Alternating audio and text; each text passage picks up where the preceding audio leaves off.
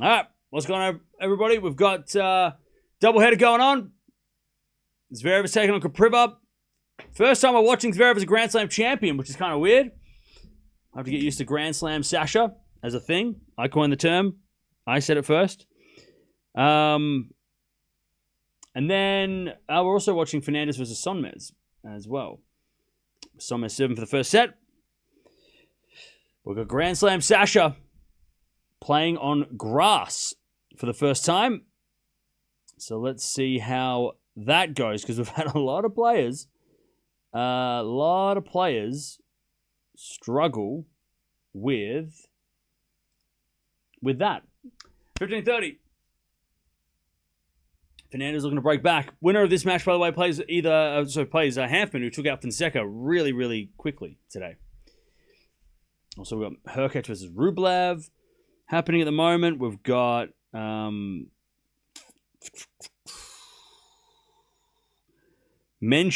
and Manarino are in a 5-all in the third. So that's getting hectic. And then later today, we've got Serena in Berlin. Serena time. Oh, God. All right. Sonmez 30-0.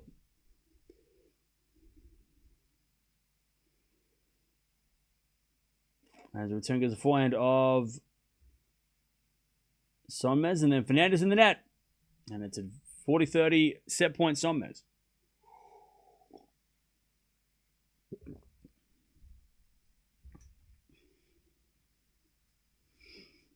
$40-30. Sonmez to take the first set.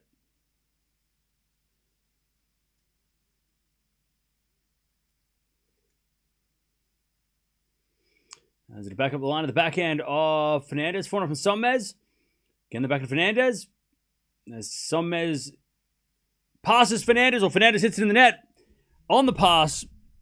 And first set goes to Sonmez. 6-4. 6-4 Sonmez.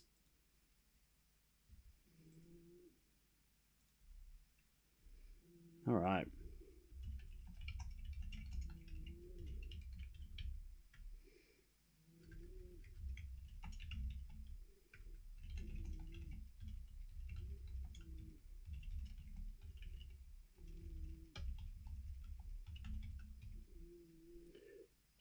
All right.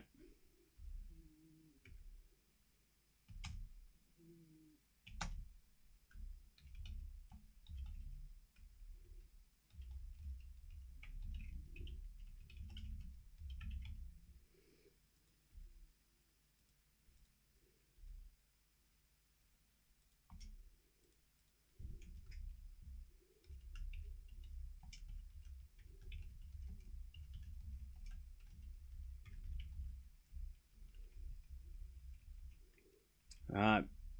Let's see how Zverev looks.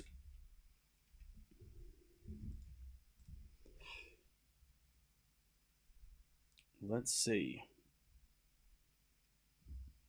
Hey, Goy, thank you for becoming a member. Appreciate it. Hurkacz is up 5-2. He is crushing Rublev, which I didn't expect. I did think Hurkacz would win, but I didn't think he'd crush Rublev. That is definitely a surprise.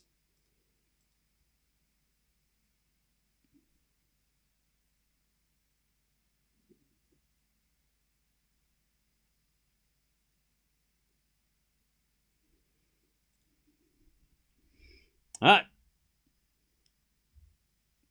Grand Slam Sasha. Zverev's whole family's in the house.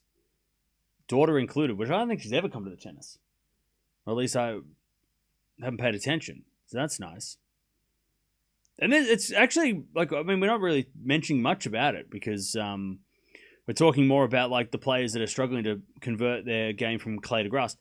But, this is, the perfect tournament for Zverev to come back after winning his first slam. I mean, if he had won the Australian Open or the US Open, he wouldn't be coming to Germany the next tournament to celebrate. So this is as much of a celebration of their champion because he's the first German champion on the men's side since Becker, right? So, I mean, it's actually like kind of an awesome moment for German tennis, as well as Zverev, right? So of course his whole family's there. You know? Everyone's there. It's like this is like the you know how they do in the NBA when they, you know, they raise the banner and stuff. That's kind of like this. This is like his winning ceremony, right, in front of his home crowd, playing at home. I mean, this is kind of perfect.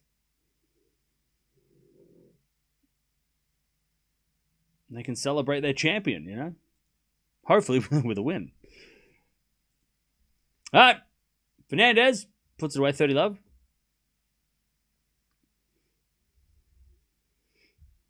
Zverev's grandma in the house. I tell you what, she's going to go to every single tournament for the rest of his career because she's the lucky charm.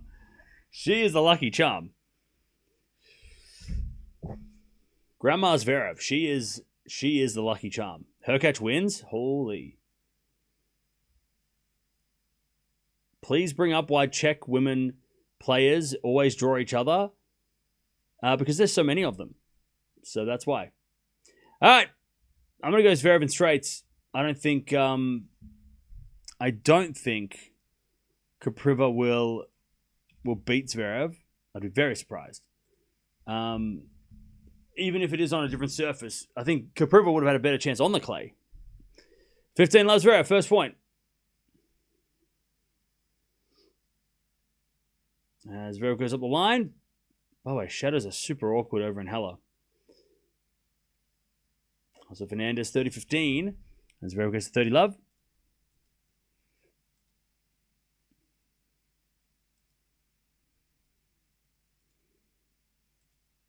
But yeah, Rublev out is crazy. All right, Zverev with a backhand cross court. And it goes out, 30-15.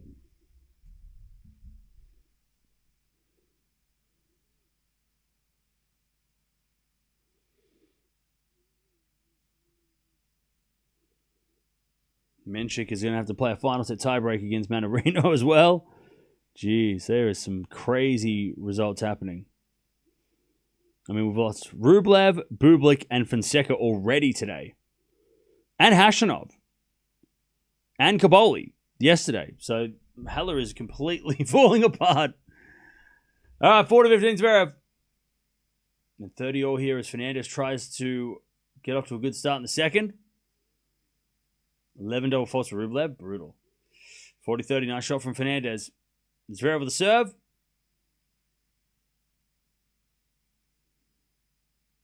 But Kopriva too good on the return. And it's 40-30.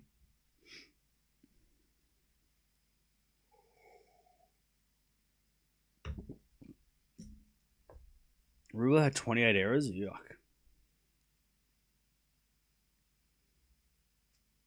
All right, Zverev. Wins the first game? No. Kopriva hit the baseline and then hit a winner. Ooh, all right. Nice from Kopriva. And we get the deuce. All right, we get the deuce on the first game of the second set for Fernandez as well.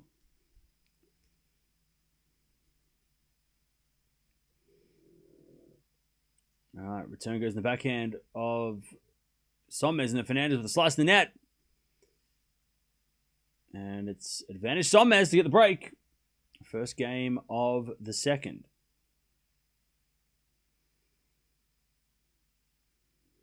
All right, Zverev in trouble already. As he double faults, advantage Kopriva. Sommes' coach is Jaber's former coach, or like Jaber's coach. He's just, obviously she's not playing and he's got nothing else to do, so. Did Greek sporters lose? Shimabukuro won? Jeez. Zverev, by the way, he holds. One love Zverev. And also Sommes breaks. One love Sommes in the second. Crazy. I'm so... Whew. I got rid of Greek sport.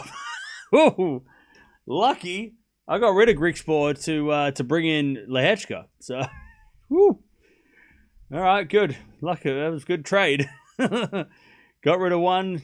I don't think I got rid of Greek sport because Kaboli was in his way. And I was worried about friendly fire. I didn't really get rid of him. If I'd known that Tiafoe was going to win, I would have got rid of the other guy. I would have got rid of Caboli, but geez, that was lucky. By the way, chat, I'm not sure if that's Zverev's daughter or if it's Zverev's niece, because does Misha Zverev have kids as well? I'm not sure. But I'll tell you, the kid sitting next to Grandma Zverev is clearly a Zverev. Spitting image of one of those guys. It's like Djokovic's daughter looks exactly like Nole. Like, if that's Zverev's kid, you can tell that's Zverev's kid. Misha has kids as well. Yeah, that's what I'm thinking. Is it maybe it's his either way. It's like that kid's a Zverev. That kid is a Zverev. Love 15. Sommer's in the net. She's got the sit in the break, Somers. That's lovely. And I didn't think I totally didn't even register that the fact that Zverev was playing at home the first tournament after doing the massive achievement. Like, it's such a cool moment for him to be able to play in front of his home crowd. Then they cheered when he walked out. They were going nuts when he walked out, right? You know, first champion in 30 years. I think we underestimate how big of a deal. We talk about how it's a big deal for Zverev and his career, but I think we underestimate how big of a deal it is for Germany to have a men's champion too, because the narrative was all about Zverev and all about his opportunity and, you know, what it would mean for his career and what if he didn't win it. But we completely missed the fact that German tennis on the men's side hadn't had a champion for a long time either.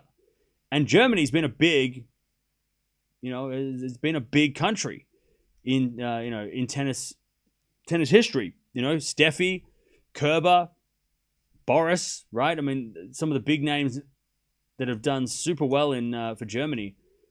You know, we probably maybe underestimated that a little bit. How big of a deal it was for German tennis for Sasha to get a win, and be on that leaderboard with Stitch, right? Another one who won a slam from Germany. You know, Tommy Haas was a great player. Didn't get a slam, though, you know, and they have a pretty good history, Germany, in tennis. All right. Kopriva hits it in the net. 30-year-old Zverev. So it's a win for Germany as much as it's a win for Zverev in his career. All right, 30-0 on both courts. Sommer's trying to hold and Zverev trying to break. Sommer's already has the set in the pocket.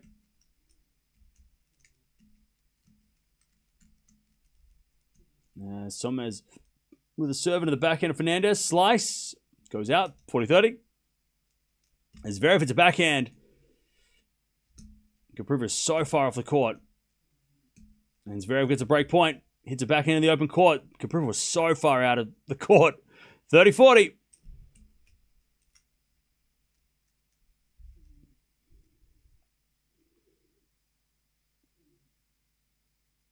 Manarino is kind of schooling. Oh man, what was that tiebreak between Bousset and Giron? Somers holds 2-love. How many match points did they both have? So Giron had 3 match points, and Bousset had 2 in that 10-8 tiebreak. That's crazy. All right, 2-love. Somers with a center break, and Kopriva survives. He gets the deuce with an ace. How Sasha's moving on court so far? I mean, he's chill. We won't know until Zverev starts to feel the pressure, like, of score pressure. If he's in a tiebreak or something, then we can see. But so far, he just looks the same. He doesn't look any different. I'll tell you what, though, he's probably walking a little taller, right? Even though he's already a bloody 6'6" giant. He's probably walking a little bit taller. Walking with a little bit more of a strut, having a grand slam to his name. But it's too early to tell. It's only been one game. It's when things get tough. What happens when things get tough? How is he going to react? Is he going to have a different reaction? Is he going to have a different confidence, right, when he's under pressure? Knowing that he is now a champ, That goes out by Kopriva, and it's back to deuce. As Fernandez gets the 30-love.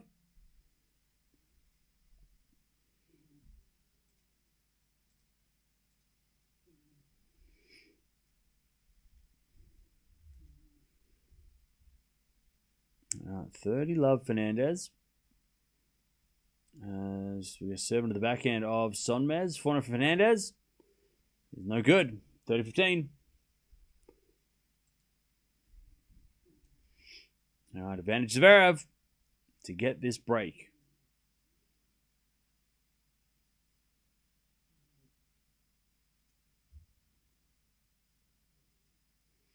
Advantage Zverev.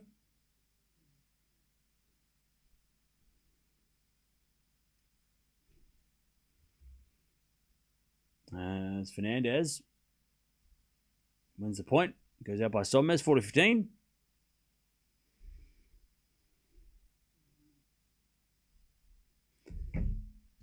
Zverev with a break point. There's Kopriva in the net. Zverev breaks. Zverev gets the break. First games of the match.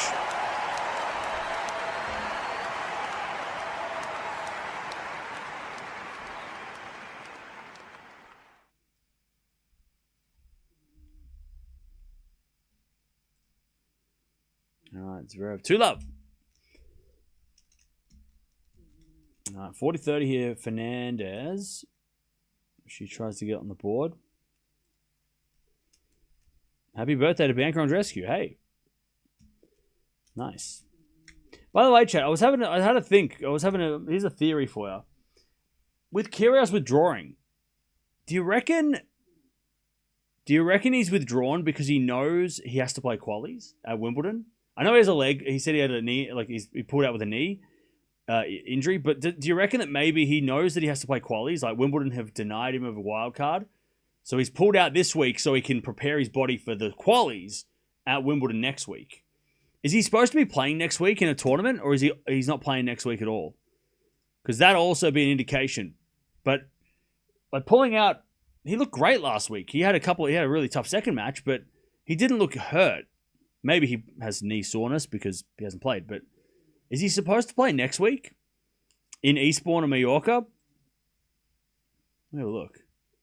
Okay, so he's playing in Mallorca. Got a wild card to that. So we'll see whether or not he does play. Because obviously if he has to play qualies, he's not going to be able to play that because it'll clash. Yeah, so just keep an eye out on if he plays next week. I mean, look, there's only 2 wild cards left for Wimbledon. I think Berrettini might. He made the cut, didn't he? He made the cut. Because I was thinking, who else needs a wild card? And Berrettini might not need one. He's already on the. He's already made the cut, I think. Let me have a look.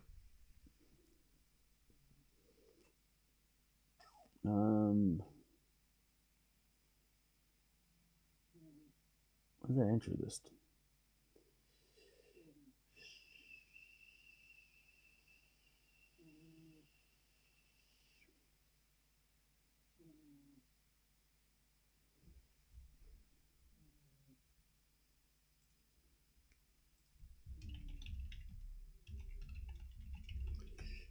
All right. 2-1 Sonmez with a break. Have a look at the entry list.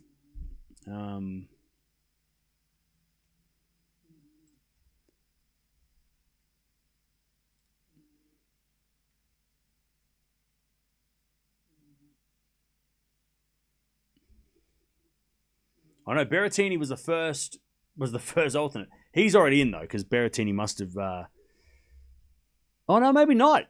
I'm just having a look here. It looks like Berrettini. This is an updated entry list because it's got all the wild cards in it now. So maybe Berrettini does need a wild card or a withdrawal. Is anybody in the top? Did Musetti pull out a Wimbledon or just the warm-ups? Can't remember. Blocks probably doesn't play Wimbledon, so there's Berrettini's the number 1 seed in the qualies. He won't need a wild card. He'll get in with somebody will pull out. But who else is there? So obviously the big one is I think Dan Evans is the one that I think we're thinking deserves a wild card, right? Because his final tournament. 30-all here's Zverev. So he tries to go to 3 love. Just having a look. So you obviously got a lot of British players you can pick. You can put Jay Clark could be getting a wild card. British 199. Give a wild card to someone like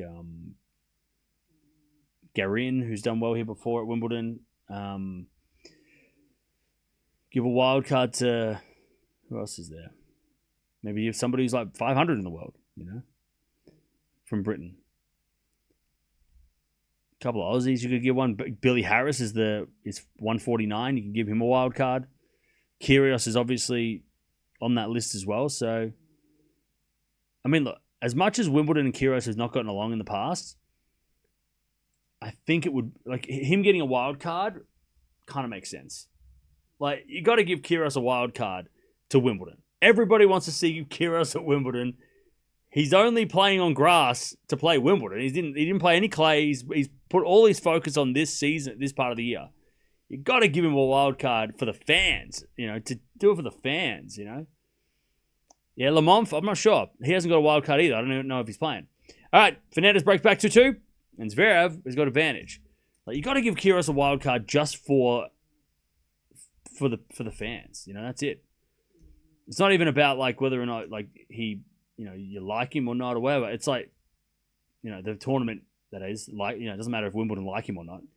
They got to give him he's brought some of the craziest things. Like, he's chaos, but it's like interesting. People want to watch him, and he's come back for the grass season in particular. Don't throw him in the qualies. No, it's 3-love Zverev. He holds. Fernandez breaks back 2-2.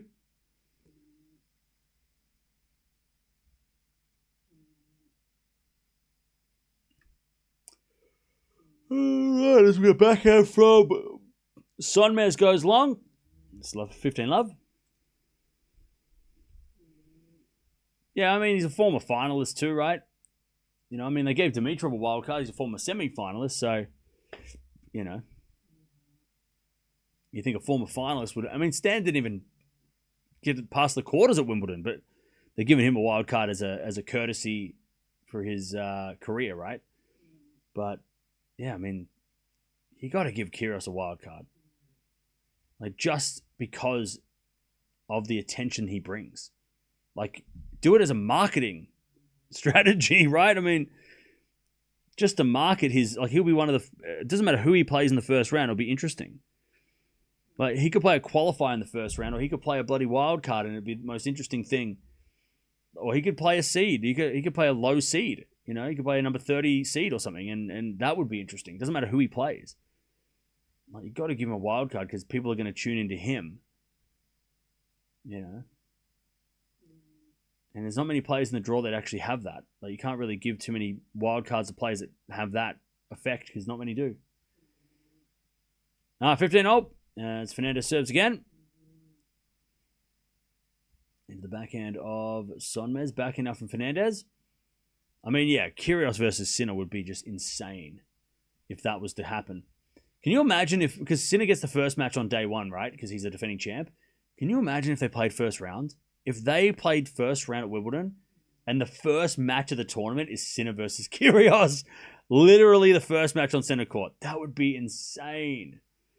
That would be insane. To have a Kyrgios Sinner first match, center court, day one, that's the opener. Like, that is a crazy opener.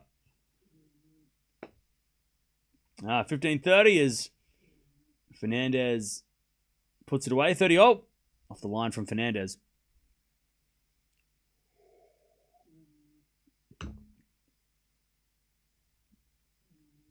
It would be great, yeah. All right, 30-0. As Fernandez serves again.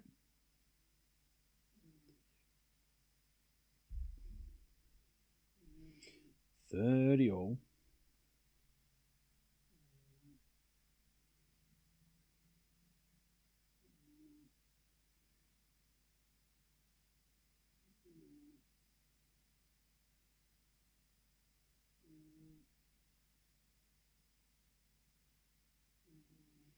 By the way, I'm just reading some of the quotes that Zverev had.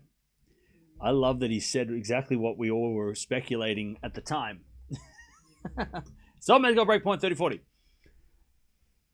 I'll tell you what. So this is what Zverev said in an interview. So he said, when Sinner lost, I didn't sleep.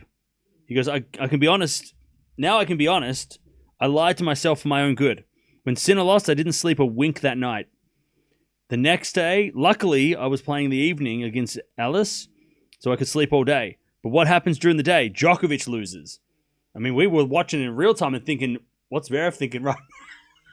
When Sinner lost, we're like, oh no, Zverev. When Djokovic lost, we're like, oh no, Zverev. And this is what was going through his head.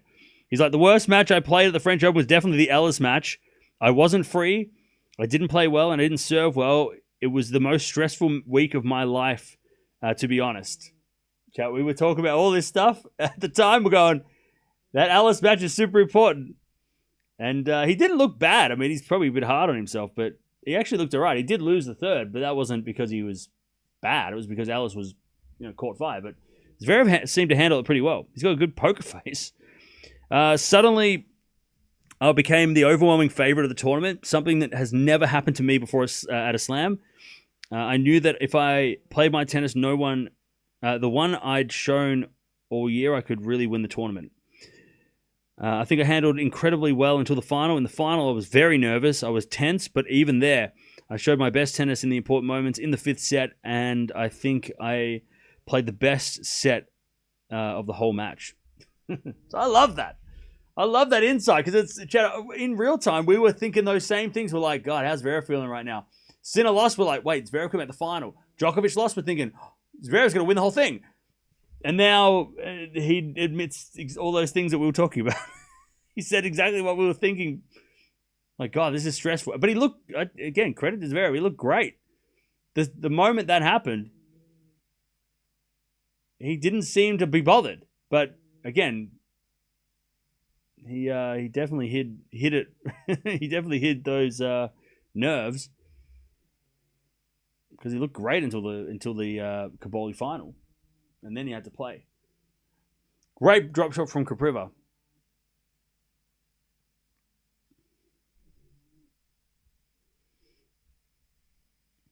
All right, advantage Kopriva to get on the board, and Fernandez to take the lead as she hits a fault.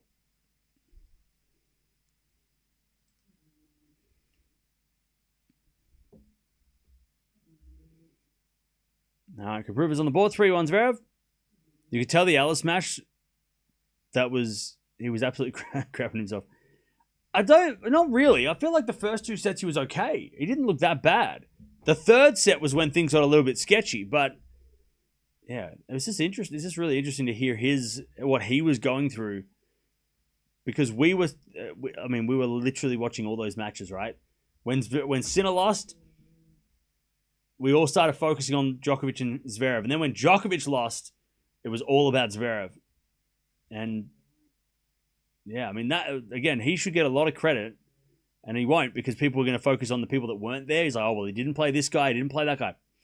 He had to play himself, which is arguably his worst opponent, his hardest opponent, right? I mean, he was 0-3 against himself, right, in Grand Slam finals. Like, he had not played any, like the three finals, he lost two of them in heartbreaking fashion. The other one he got demolished. Like he was not good in three of the finals. So he was playing himself that tournament as much as he had to play those guys in front of him. And we should be giving Zverev some more credit than just being like, oh, well, he didn't play Sinner. It's like, well, Sinner lost. Too bad. Double for Fernandez. Advantage Sommes to get the break.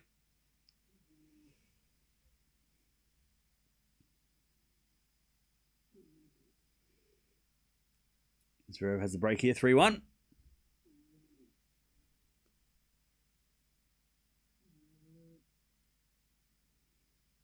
Hurkacz finally wins a grass. Hurkacz is a beast. All right, Fernandez survives. Back to deuce. It's a great match, but I doubt Sinner would be enthusiastic about it. Oh, you're talking about with Kyrgios? Yeah, I doubt he would want to play Kyrgios at all.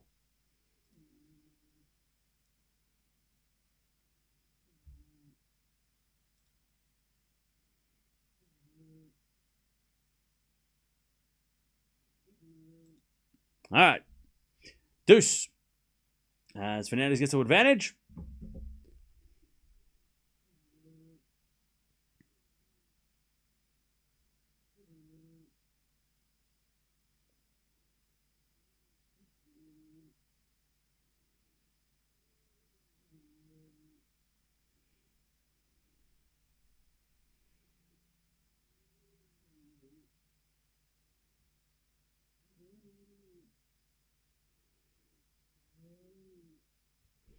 All right. Fernandez holds 3-2. Zverev holds 4-1. GMP's about to start. Oh, come on, GMP. Come on. Let's go, GMP.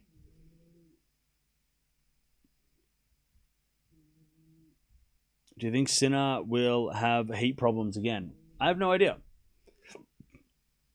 Maybe.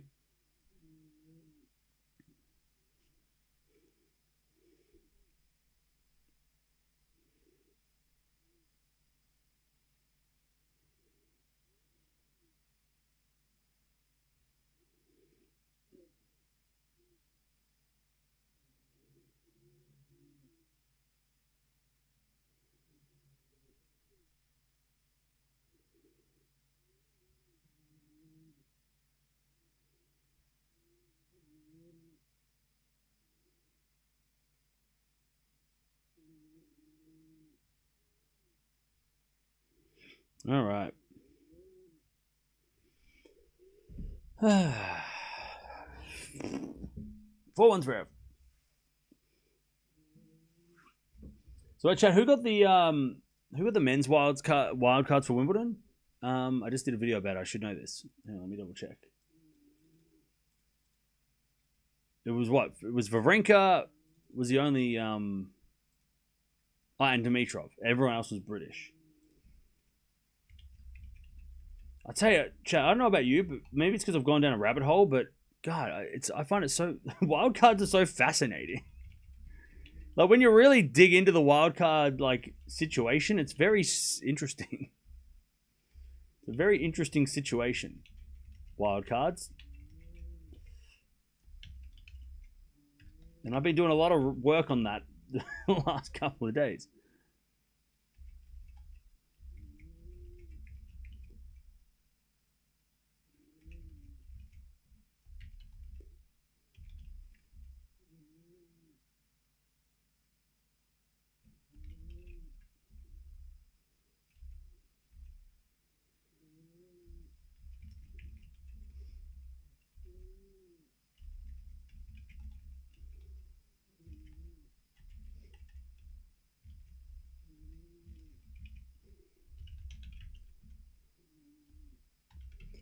All right.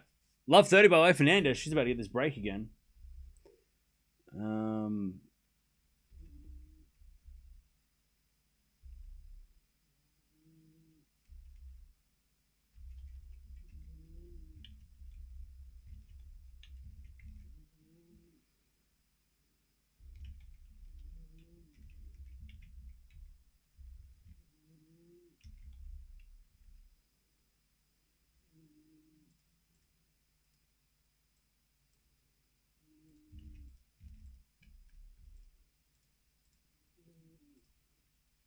All right. Love 40. Fernandez, a chance to get this break.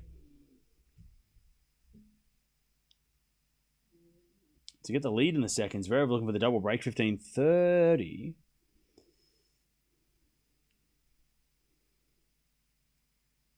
As Sommer saves one. 15-40. Also, Svitolina and Kalinskaya have just started. Serena starts in 2 hours. So we're watching Serena with Mukova. And Mukova got through in straight sets, so she won't be too tired for that match, which is good.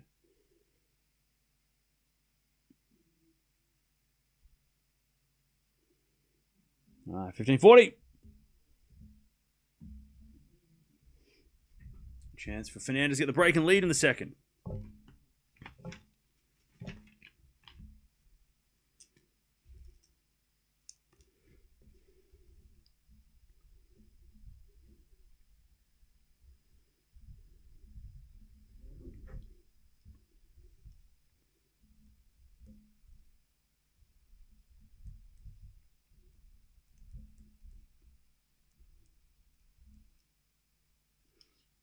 All right.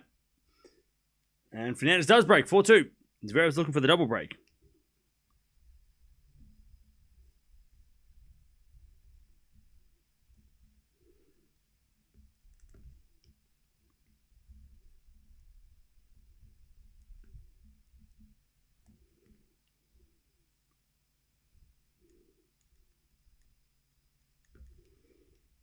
All right.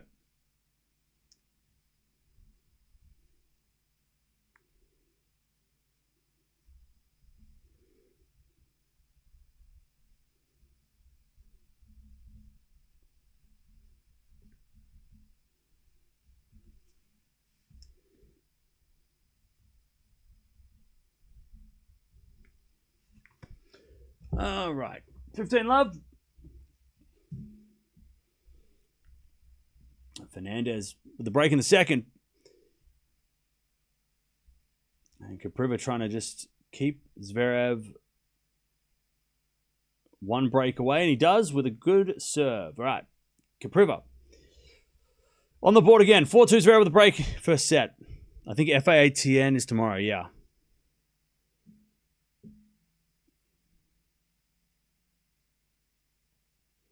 All right. 30 love Fernandez. So Purica Mute are going to finish their match. And some right now. All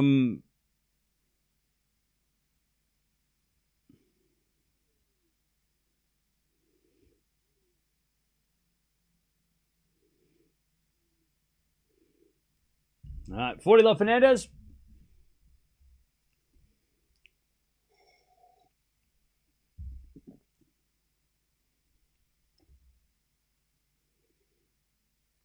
As Fernandez serves again. To go to 5-2. He's returned the net by Sonmez, and it is 5-2 Fernandez in the second.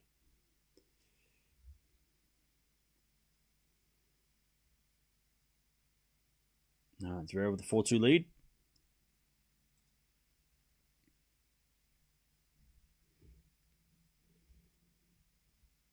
(5-2) Fernandez in the second.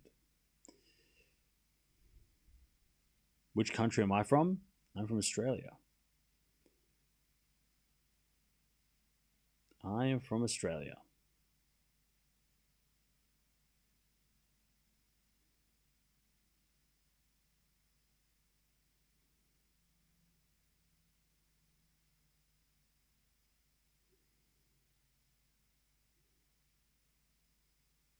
All right. Zverev, 30-15. Great serve. What happened to Fonseca today? He just couldn't make the change. But the thing is, like, he's not the only one, right? I mean, look at all the players that made the fourth round of Roland Garros, right? And we should track this because it'll be really interesting, I think, to see how more. I think it's more interesting to show how hard it is to go from clay to grass, because Federer, Nadal, Djokovic, Alcaraz, Sinner even Murray have made it look easy, right? They won Roland Garros, or they made the final of the French, and then they went straight to the grass and they won that too. And I think people don't, maybe this is going to be an eye-opening experience for a lot of people, because for the first time, we don't have one of those guys coming off a good French Open. So watching the transition from, for Zverev and Caboli and all the guys that did well at Roland Garros onto grass and seeing them lose, right? Like Menchik, right? Fonseca, Caboli, right? FAA. Like seeing the guys that did well, and Zverev, did well at Roland Garros, to see what they do on the grass in their first matches on the grass, even just like in their first couple of tournaments on grass, because some of them play next week, like just to kind of show like it's not easy. Like going from clay to grass is hard. Like that's a very difficult thing to do. And the history of tennis has made it look easy, but that's because the guys like Alcaraz and Sinner and the big three, and they're all freaks, right? And they're crazy. That's not the norm. That's out of the ordinary.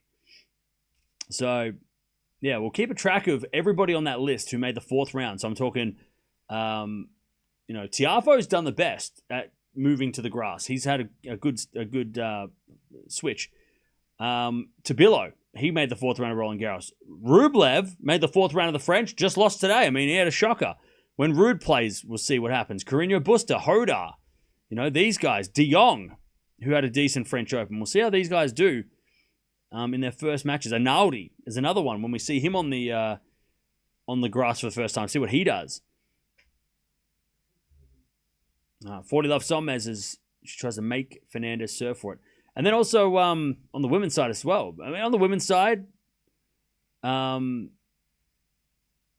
see how Andreeva does next week when she plays. We'll see how Kostrik's been injured, so we haven't yet to see her. Schneider, Sabalenka, Felinska, of course, Kalinskaya, who plays now against Svitolina. Castella, she picked up an injury, so she was a little bit off last week. All those players that made the fourth round, like Swiatek and Bencic and Potapova. Potapova's been dealing with so many of those players have been injured this week. A lot of those players I mentioned have not playing this week they lost because of injuries. All right, Fernandez is going to serve for the second.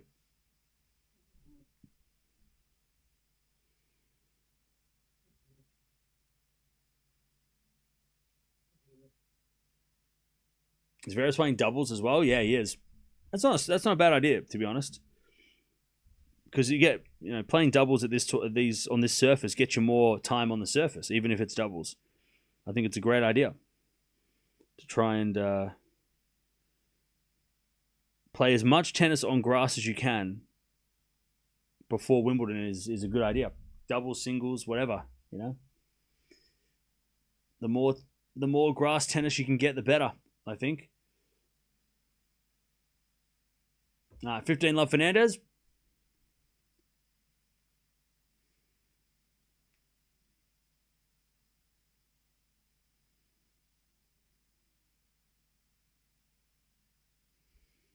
Do you believe the pre-grass tournament curse? It's been happening for 15 years. What is the pre-tournament grass curse? Please tell me what that is.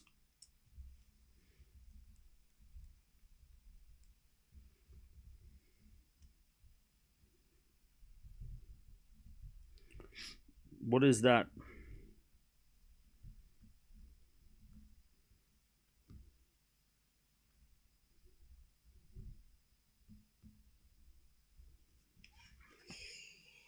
What are you referring to? 15-0. Fernandez trying to get this second set. And then Zverev is going to serve for his first set. Whoever wins the grass tournaments before Wimbledon never wins Wimbledon. In that year. Really? Are you sure? I'm sure Federer won Halle and Wimbledon. Are you sure?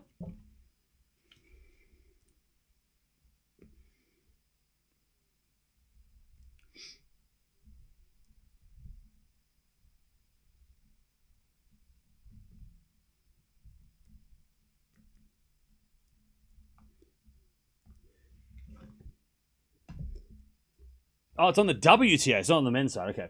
30-0. Fernandez trying to get it done.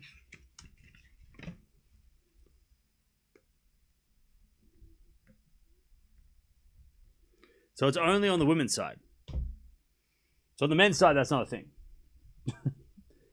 I was going to say, on the men's side, I'm like, Federer would beg to differ. All right, 30-0.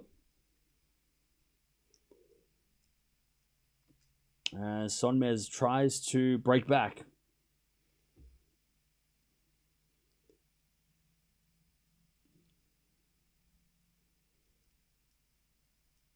All right, Fernandez in little trouble here. Zverev, by the way, 15-0. As he missed relatively easy forehand.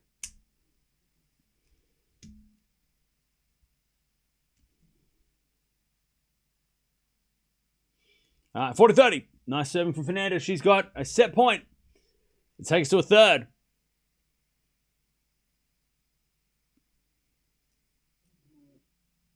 She serves a fault. Second serve. By the way, don't forget to like the video if you haven't already, and don't forget to subscribe as well if you haven't already. All right, 30-15. Zverev is 2 points away from the first set as Fernandez hits out, and we get 2 deuce.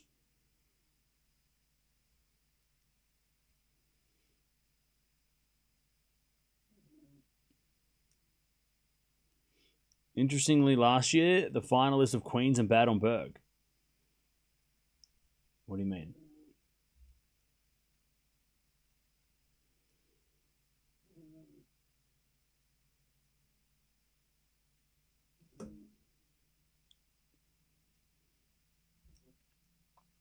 All right.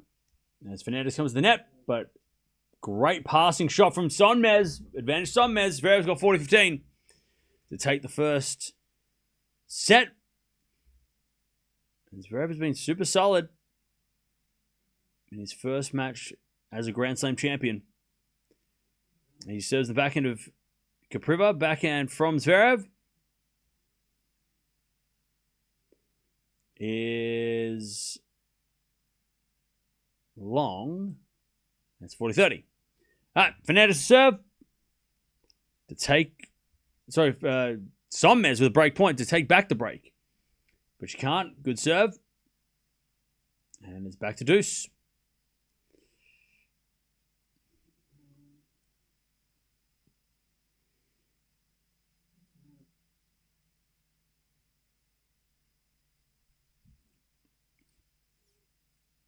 All right, back to deuce. Fernandez trying to get this second set. And Kopriva gets the deuce. Lovely hitting. And Sonmez gets another break point. Advantage Sonmez.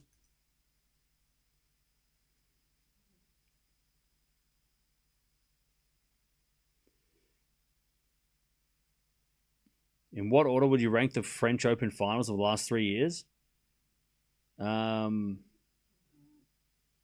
25 is the best.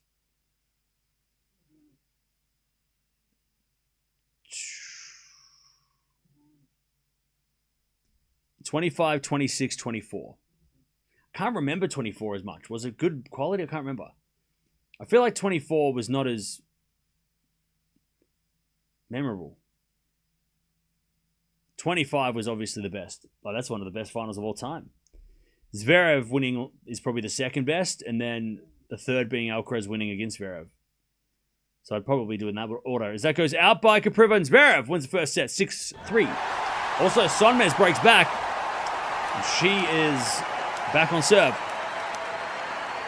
So yeah, I'd put it in that order. 2025, 2026, 2024. Even though 2026 was probably uglier than 2024, I just think the whole, like, Zverev trying to win, you know, first time champion, all that kind of stuff. Whereas Alcaraz already had a couple of slams under his belt when he won 24. So it was like, oh, it's great that he won his first French, but it wasn't as significant as Zverev winning his first slam, right?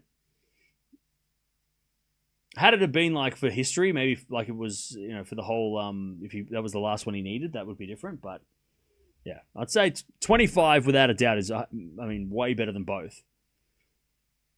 And then I'd say 26, 24. But I haven't watched 24, so I got to rewatch 24 so I can, because maybe 2024 was more better quality.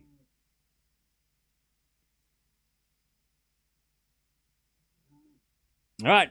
Zverev takes the first 6-3, and Sonmez is back on serve.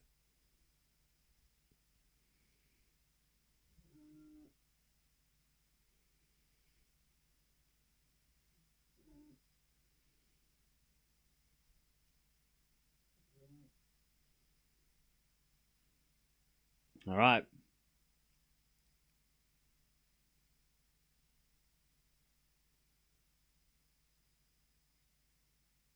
Five for Fernandez.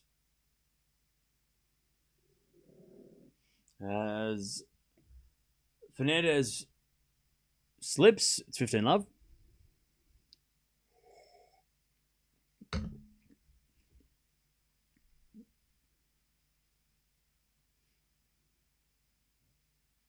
Sommer serves again.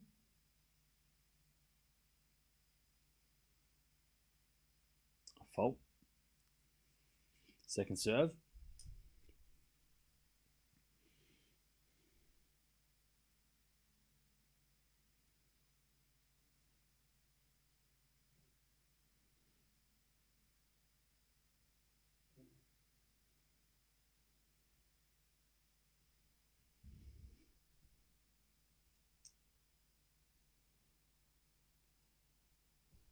Right. Kopriva serving first in the second.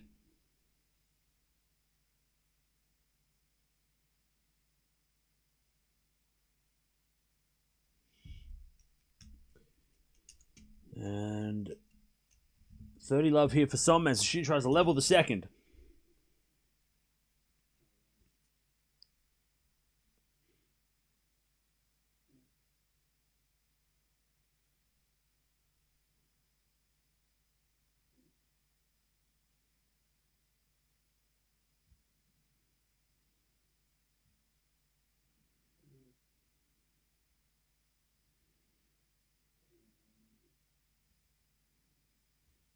All right. 40 love for Somers.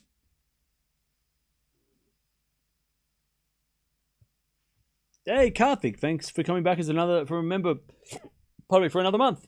Appreciate that.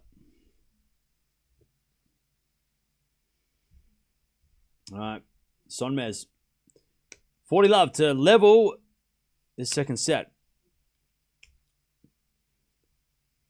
This is me, but I agree. 25, 26, 24. I'm not a Zverev fan. Fair enough.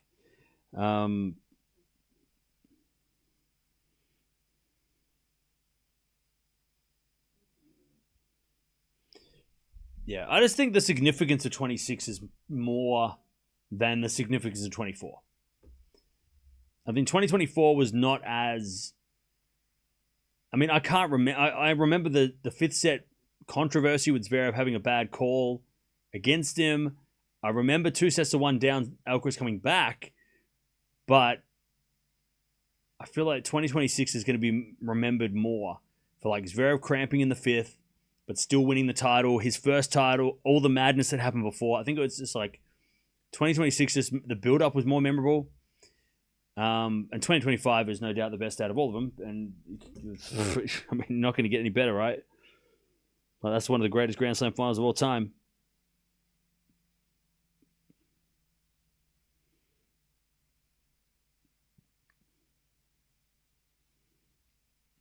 All right, we're back at 5-5. Sommes levels. 5-5. And Kopriva trying to win the first game of the second against Zverev.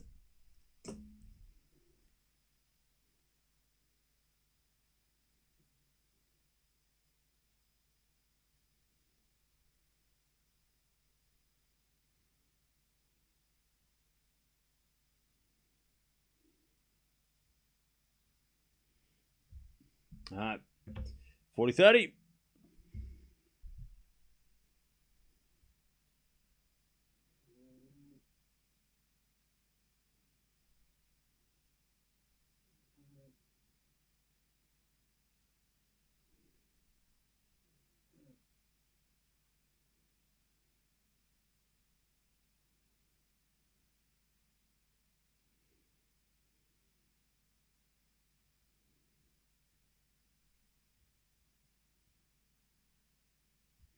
All right, love 15 as that goes out by Somers, the 15 all.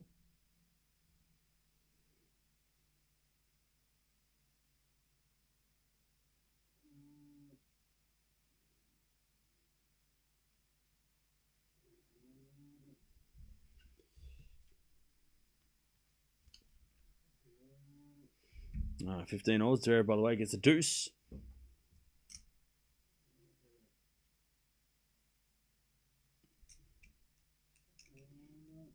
That goes the net by Kopriva, and it's advantage Zverev.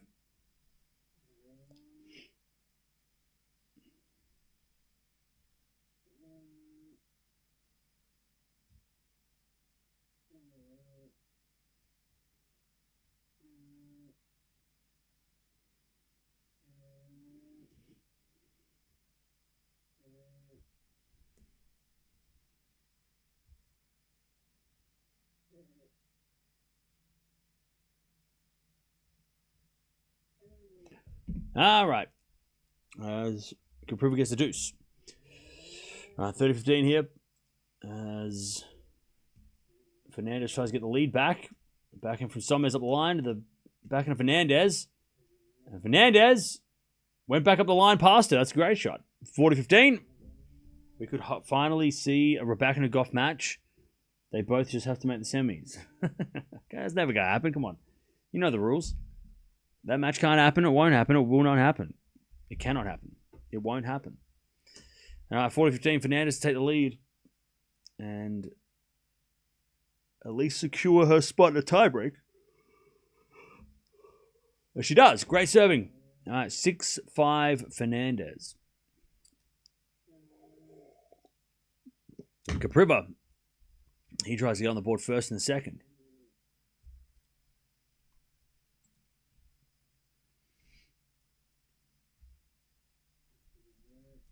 All right, so return goes to forehand of Kopriva. Forehand from Zverev. Up the line. Kopriva with the backhand in the net. And they get back to deuce. Back to deuce. Yeah, my dog is asleep. She is passed out.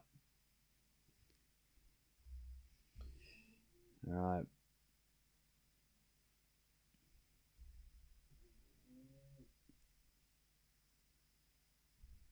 Here we go. Deuce. As we get a fault from Kopriva, second serve.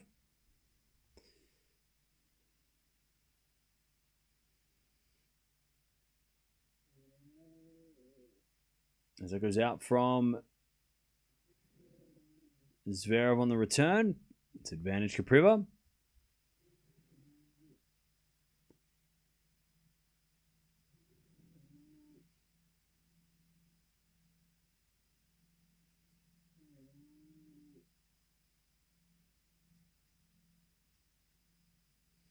As it is served into the backhand of Zverev, sliced into the backhand of Kopriva, up the line of the forehand of Zverev. Kopriva forehand again, the forehand of Zverev. Now Kopriva backhand. Cross court, Zverev gets back up with the slice. Kopriva comes in with a forehand win up, and he holds 1-love. Cam, it's great to have a player from Turkey. I hope that more Turkish players will do it as well. Yeah, no, it's great to have. Like it is. And I'm noticing this with the World Cup more than anything. Like it is great for sports, not just tennis, any sport, to have like it is so fascinating to me. And I know we're seeing it with Eala all the time, right? But for players that are like the only player from their country that is representing this sport on the global stage. I know there's other Turkish players that have come and gone, and there's probably more playing, but Sonmez is the best, right now. But it's fascinating. You know, you can see with the Eala with the Philippines, obviously. You know, when you're the only player that's sort of representing your country in this sport, it's just a different, like it's just different. Because being from Australia, we've had, fortunately, right, tennis players all the time. But even we see it, when there's been a lull in our tennis, one of our players is flying the flag, right? Even we have that, even though we've had a lot of tennis players. But it's fun to see. It's fun to see smaller countries that haven't had tennis glory, but they've got one player that's doing really well. To see how how much support they get. It's kind of the similar with Japan, when you see like Nishikori, he was going crazy, and he was flying that flag, and also Osaka. But it is interesting when you're like the only person from a particular place in tennis, and you're doing you're flying that flag for that country because you're the only one in the top 200. It is fascinating. And it will inspire, right? I mean, that happens. That will happen. It happens to all these nations. You see, Djokovic, right? Djokovic, Jankovic, and Ivanovic all being, and even the doubles guy who played for Serbia, they've all inspired so many players. Look at all the players coming from Serbia are a product of them doing well, right? So I'm sure we'll get more Turkish players in the future if Sonmez has a good career and does some things, makes some runs. We're seeing it with Poland, right? We're seeing it with Poland. We've seen it with Radwanska, and then you got Swiatek and now Falinska coming through, right? I mean, Poland have started to produce some players. So yeah, it's really interesting. It's a whole interesting rabbit hole to go down. Oh yeah, Hodal had to withdraw. All right, here we go. It's tie break, second set. Let's see if Fernandez can take us to a third. Zverev is serving second in the second.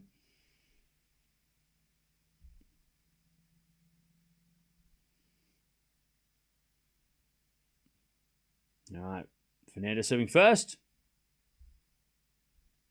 It's a fault. Second serve.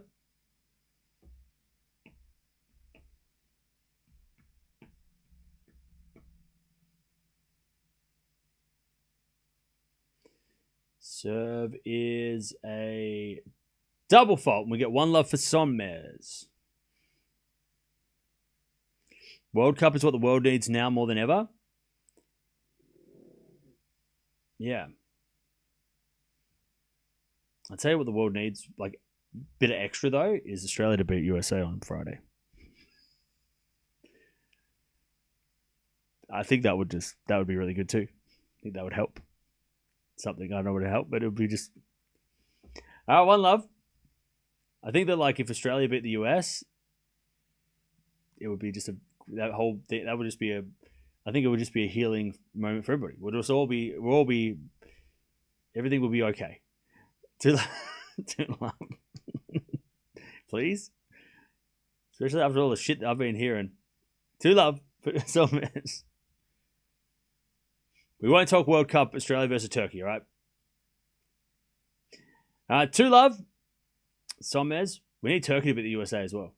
Just for fun. Just for fun. As with a slice from Fernandez into the drop shot of Sonmez. That's just too good. Sonmez, 3 love. Australia beating USA would be great, right? I've loved seeing the images from I was binge watching this morning Scotland in Boston. That was crazy. How they went to the baseball and then they started doing all the chants at the baseball and it was just like super enthusiastic. I loved it. And like seeing the Dutch take over the city. I think were they in somewhere in Texas maybe? And they just took over the city with the orange and just dancing in the streets. And then Australia took over Vancouver before the Turkey match. I love it. Like it's just like so nice. You're just like holy like shit. It's just like it's so cool to see that, you know. Sonmez hits a winner. It's 4 love. Like it just seems it's so cool. Like those atmospheres are so cool. It was at Dallas, was it? Yeah. Yeah, it was awesome. Even like the scenes with like the Knicks winning in New York. Like I know it went crazy there and people like, throwing stuff, but or going nuts, right? But like even that's just like awesome to see that kind of like, celebration. All right, Fernandez on the board, 4-1. Sonmez with a double break in this tie break though. World Cup's the best. Yeah, it is great for that. Like you just get caught up in even for the teams that you're not following.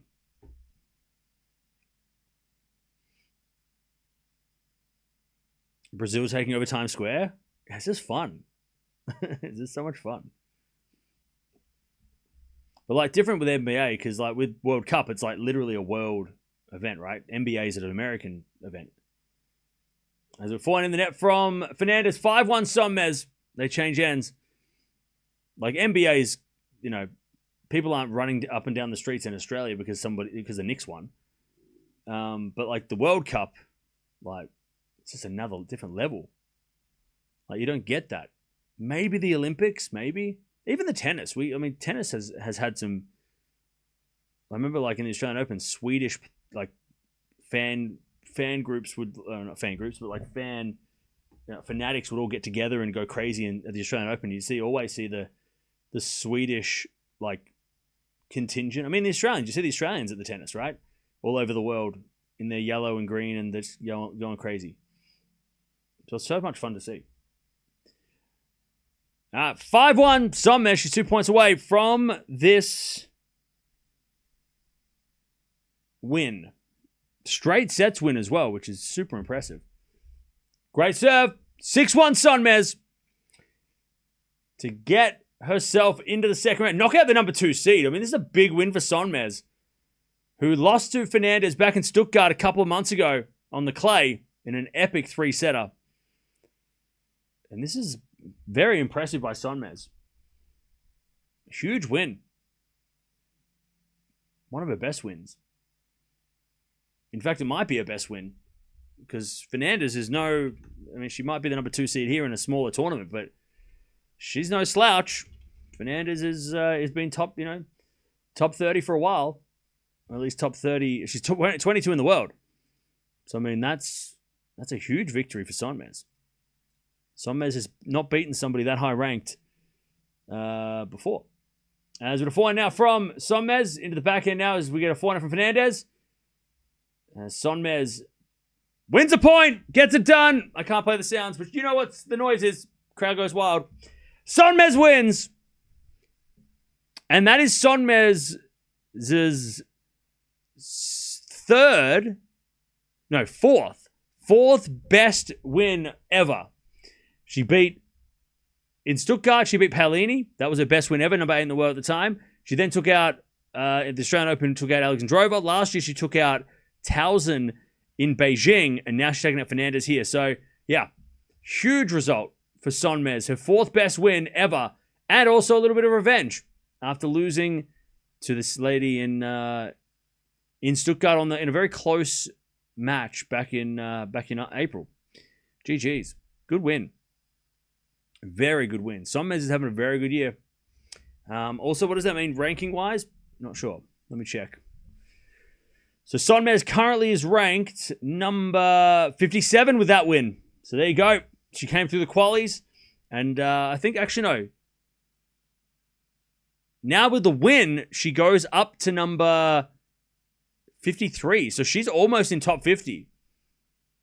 If she can win a couple more matches, Sonmez will be top 50 for the first time at the end of this week. So there you go. Huge for Sonmez, having a career best season. All right. GG's. Solid win. Super solid win. And the number 2 seed is out.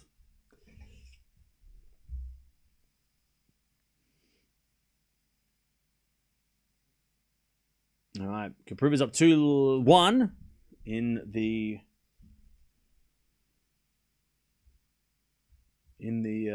second. We do have Serena coming up soon, in about an hour. So we'll watch her. She's hopefully after Zverev's match. Where is...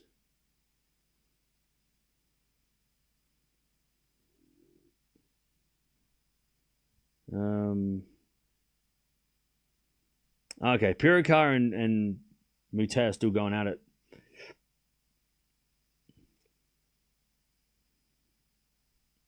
How many aces has GMP hit, though? That's what I need to know. Only at 10. That's not good. Queen's Cup Queen's Cup is slow. Queen's Cup is so slow. Like, GMP was hitting like 30 aces last week in a match. And he's hit 10 aces in a 3-setter? That's stupid. Queen's Cup's too slow. Queen's Club, you need to quicken up. You need to get faster. That's too slow.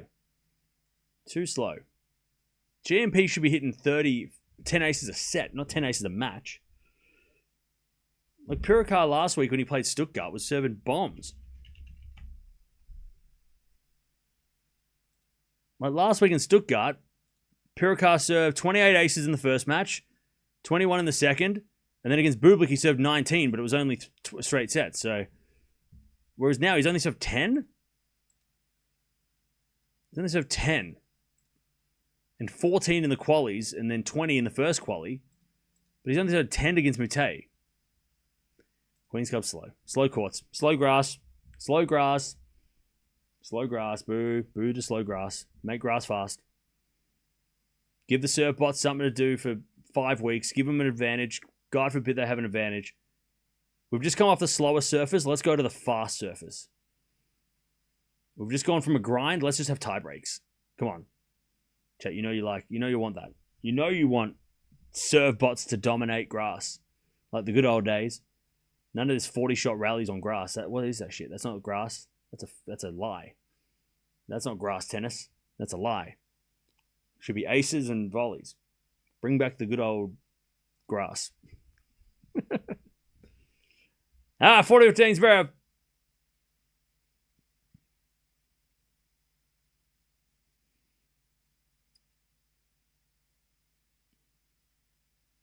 Yeah, Kyrgios withdrew with a knee injury or a knee issue. And he also put out the doubles. All right. Zverev, 40-15. We're going to merge the streams in a second. So if you want to keep watching Zverev versus Kopriva, jump on over. Thanks, Cam, for your hard work. Appreciate it. We've still got Serena coming up soon. I'm so excited for that one. Zverev, he holds. It's 2-2. But, yeah, great win by Sonmez, who came back from 5-2 in that second set as well. We didn't mention, but yeah, great win for Sonmez. Great fight back. She's into the second round. She's going to play... she is going to play the winner of Kenin and Golubic, who haven't started yet. So, yeah. By the way, Navarro is the only top seed left in that section of the draw. So, Sonmez, with that win, could go on and make a semi maybe, or maybe even make a final. So, huge win, especially because there's been so many players pulling out of Nottingham. It is open for business. So, yeah, Sonmez could go on a bit of a run. We'll see what happens. But she wins. Straight sets. All right.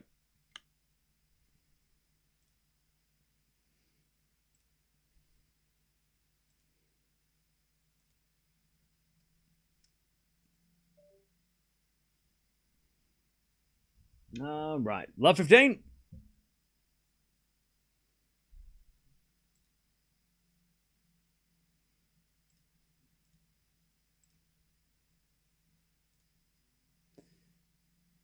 Kopriva gets 15-0.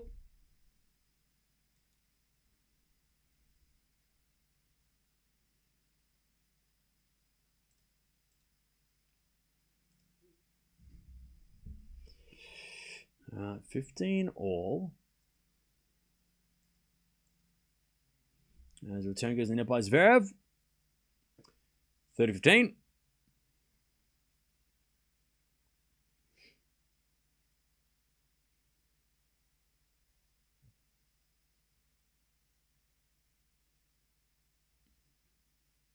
Alright, 30-15. As the return goes to forehand of Kopriva. Kopriva in the net. 30-all. 30-all. Zverev looking for that break.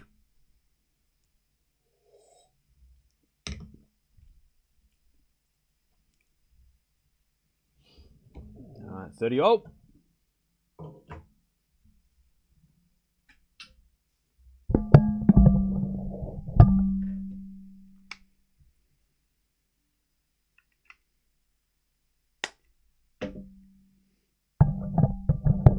Alright, 30-all.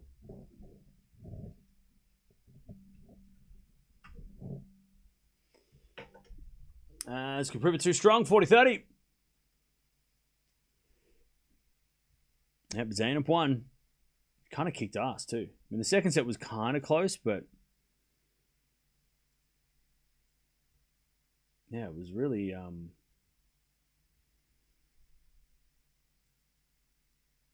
really solid stuff. All right, 7 volley Kopriva, but no volley needed. All right, 3-2 Zverev. 3-2 Kopriva. Zverev with his first set in his pocket.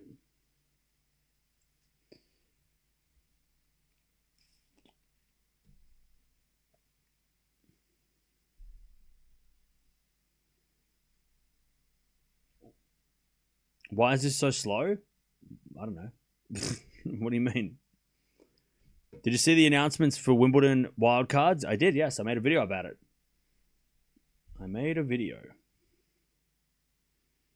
Svitolina, by the way, is crushing Kalinskaya. Like, she is not messing around.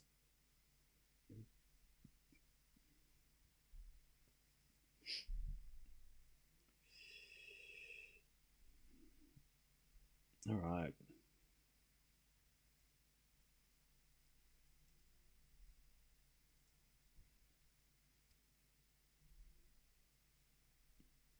There's like a 4-second lag, not slow. Get your Wi-Fi up.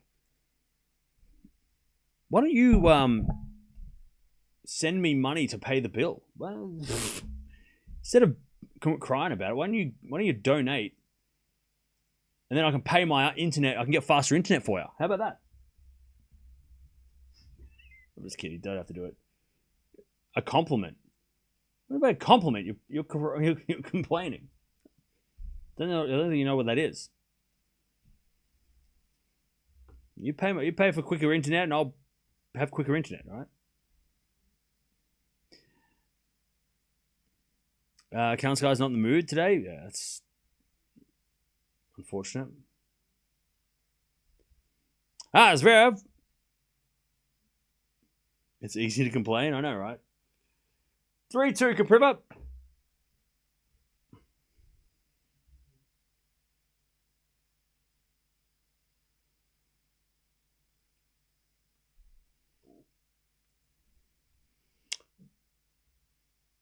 I thought Australians were supposed to be nice.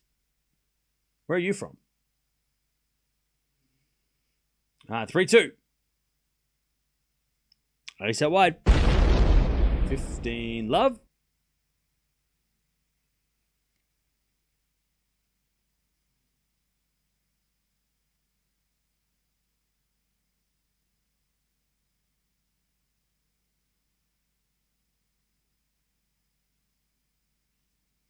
Is it a backhand from Kopriva in the front of Zverev? And then that goes out by Kopriva, 30 love.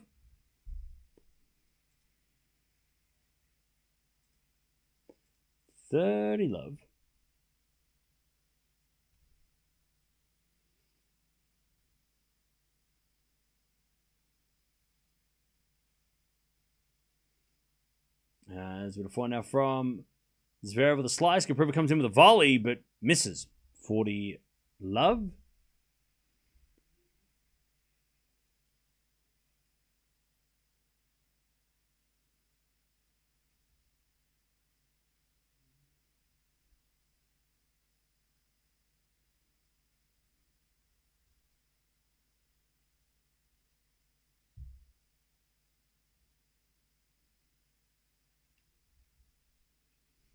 Zverev holds. Zverev holds.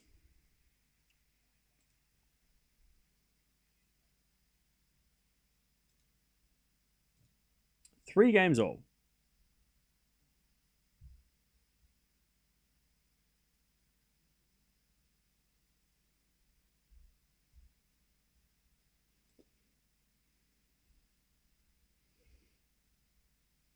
All right, back to Kopriva.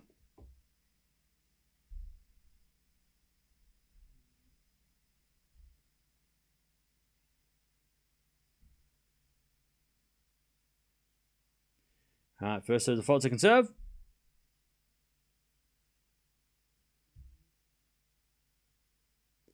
And the forehand return to the forehand of Kopriva. Forehand from Zverev. Again, the forehand of Kopriva. Zverev forehand to the forehand. Kopriva up the line of the backhand of Zverev. And Zverev crushes a backhand winner. Love 15. Beautiful shot.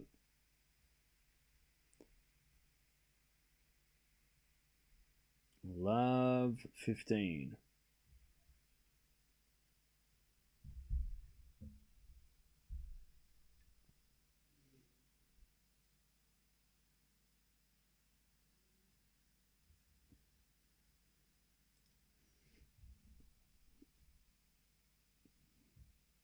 Here we go with the physio again for Kalinskaya.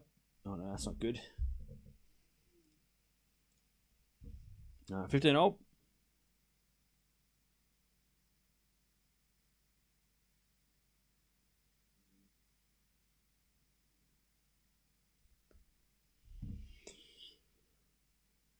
As we're falling from Kopriva in the back, and Zverev. Zverev in the net, 30-15.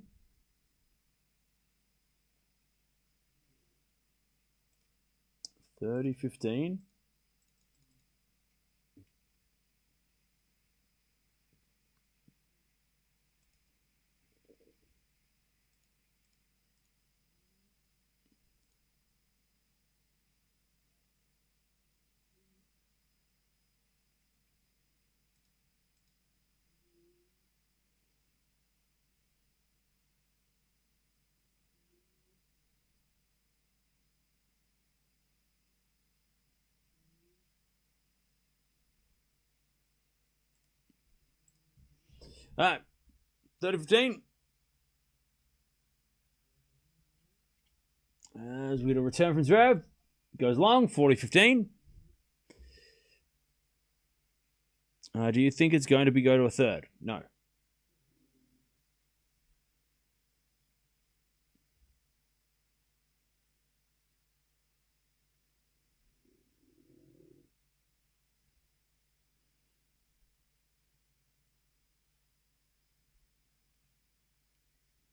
All right, nice serving, Kopriva. And he holds 4-3. Your scorecard is slow. What day is it? What day is it? It's Tuesday. It's Tuesday. It's Tuesday. It's too early to be complaining. It's too early in the week to be complaining, chap. It's Tuesday. It's Tuesday. It's too early. 4-3.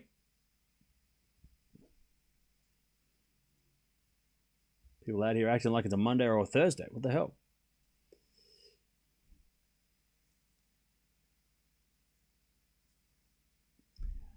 You want a tie break? No tie break. No tie break. No tie break.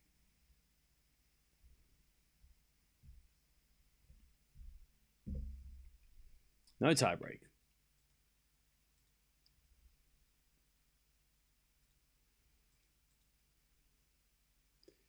It's too early here to have a drink. Okay.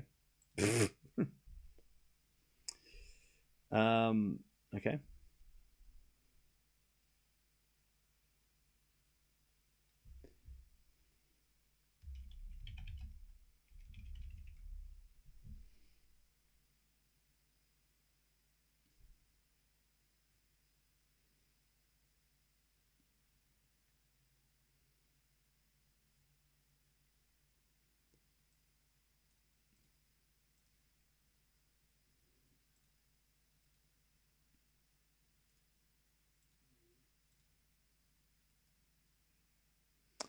Back to Zverev.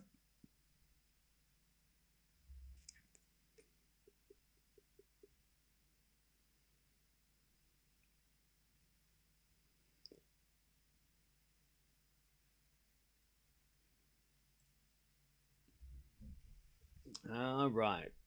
First serve, default, second serve. Sky retired, did she? Oh, man, that sucks.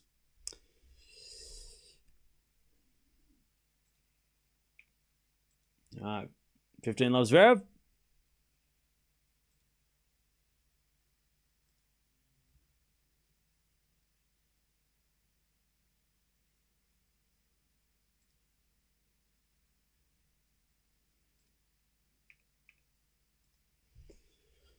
Zverev serves again. Has a fault, second serve.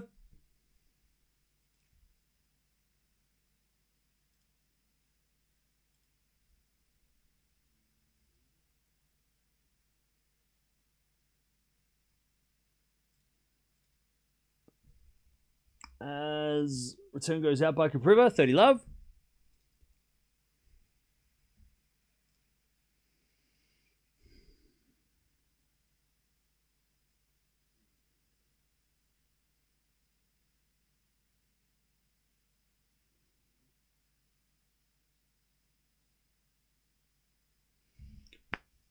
Zverev serves an ace. 40 love. By the way, chat, what is the best or your favorite, either or, Let me tell you one. GMP just hit a 142-mile-an-hour serve.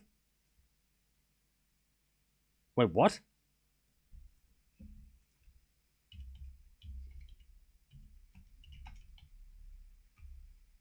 You're saying he's hit a 230 kilometer? That's crazy. All right, Zverev holds 4-all. What is your favorite pre-Wimbledon grass event? Or your best? What's the best one, in your opinion? I reckon Halle's got to be the one. I think it might be Halle. But what's yours, chat? What is your favorite / what do you think is the best pre-Wimbledon grass event? It doesn't have to be the 500s. It could be 250 as well. You could go to a challenger if you want. Because it's Birmingham if you want. It's, you know, Queen's Club, Eastbourne, Halle, Berlin. Okay. So goes the net by Zverev. 15 love. Queen's Club.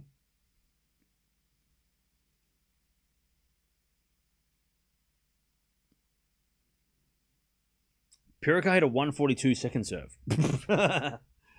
Okay, that's crazy. Mallorca.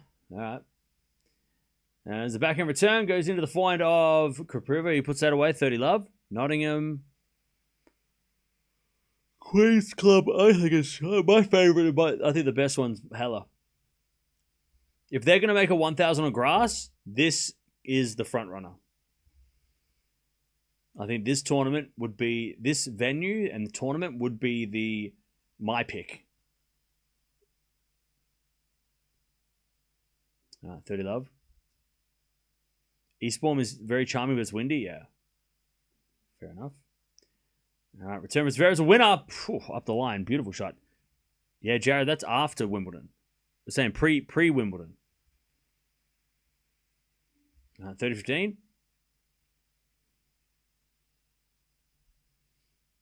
Beautiful shot from Zverev.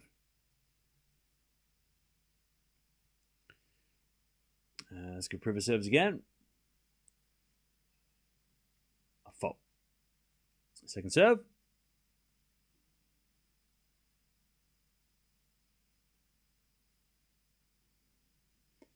Serve to the backhand is Zverev. Backhand now from Kopriva sliced.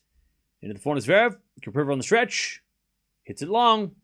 30-all. No chance here for Zverev to get the break and serve for it.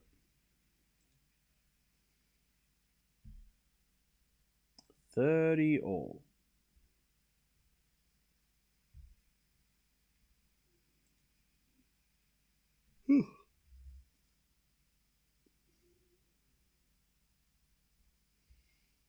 As a return from Zverev goes into the backhand of Kopriva. Kopriva in the net. 30-40 Zverev. Break point.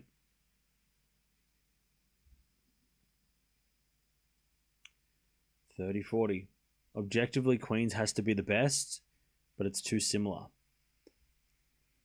I'll be honest. If we're getting a 1,000 on grass, I don't think Queens Club are going to have it. I don't think they can host it. And I'll tell you why after this. 30-40. As a return, goes in the forehand of Kopriva. Forehand from Zverev. Goes long. We're back to deuce. The first one is the schedule, right? Like, if you're going to promote Queen's Club as a 1,000 event for men and women, how do you have a 1,000 for the ladies the week after Roland Garros? That's crazy. You know, you can't combine it on the same time. It's a reason why they have it 1 week apart, like 1 week each, because they can't have everybody there at the same time. It's just not big enough. Not enough. They don't have enough facilities. But then the second part is, I don't think they can, like, the courts can't handle having, if they, decided to go, oh, well, we're going to make it a 1,000, even though it's like the day after the French Open final, or 1,000 is crazy. But if they were to do that, the grass court by the end of the second week is going to be shit. Like, it's going to be chopped. I think Berlin and Halle being like Montreal, Toronto, being a German 1,000, like the German Open 1,000, and have it like the men play here, the ladies play there, and then they swap or whatever. That's a much better option than playing Queen's Club as a 1,000, I think, because Queen's Club can't I don't think they'll be able to, like, it wouldn't be up to standard for the men's tournament in the second week, because that goes to the net by Zverev back to Deuce. I think Halle has got the best venue to host a 1,000. Like, is it like the stadium, the center court's huge. Does it have enough courts outside? Not sure, but I think for a center court point of view, it's got a roof as well. Whereas Queen's Club, if it had a 1,000 and it starts raining, shit, we're screwed. You know, players are going to be playing 3 matches a day. So, like, I think it's got that advantage as well. As that goes out by Zverev, advantage Kopriva. But then you can have them playing in Berlin as well. For the ladies play Berlin. Or you can put Bad on Berg and Halle together. And make Bad on Berg and play Berlin next week. Make Bad on Berg this week. And maybe that could be better. I don't know. But I think that would be a better option as a 1,000. Because that's always the question this time of year. 1,000 on grass, 1,000 on grass. The 1,000 on grass is probably this tournament and Berlin. As with a serve and volley, Kopriva holds 5-4. Because Queen's Club, I can't see that working unless they add an extra week after Roland Garros and then like 4 weeks of grass preparations. They'd have to push Wimbledon back though. So like Queen's Club to get a 1,000 would probably have to ask for Wimbledon to move back a week, which actually, if you think about it, like I don't know how many people that work on the committee at Wimbledon also work on the LTA. Because remember, all the British tournaments are run by the LTA as well, right? The London, the whatever it's called. What's it called? I don't know. But the LTA, like the Association for Tennis in the UK. I wonder if they actually, Wimbledon and Queen's Club could work together, because it would benefit Wimbledon and it probably benefit the UK to have Queen's Club be a 1,000. So if they were able to have a meeting with Wimbledon and say, hey, if you move back a week, then we could host a 1,000 for both men and women, you know, over the 2 weeks. And then you'd have a week after the French, 2 weeks, a week before Wimbledon, then Wimbledon. And I think everybody would, that could work. And maybe Queen's Club could get at Wimbledon to move. Maybe. Lawn Tennis Association, sorry. LTA, yeah, Lawn. I was thinking, it's not London. Yeah. I don't know. Maybe they could do that. They could, you know, get Wimbledon to be a week later. And it would benefit the UK to have a 1,000 on grass. So who knows? I just don't know how many people that work at the Queen's Club, like Laura Robson and Jamie Murray and that, how much do they actually influence, or how much do they know the people on the board of Wimbledon? Because that's what's going to, you know, the relationship between those tournaments could work, but they have to push Wimbledon back a week to make that work. They're not doing a 1,000 the day after the French Open final. It's crazy. That is a crazy thing to do. Anyways, Zverev serving to stay in the set, but he hits it long, and it's 11:15. 20 minutes until the GOAT. She plays in an hour. She doesn't play. She plays an hour. All right, 11:15. But yeah, she'll be coming up soon, and we're going to watch her. Mukova and Serena. That's going to be a good combo. I'm excited to see Mukova on the court. She's very fun to watch. All right, 15-0.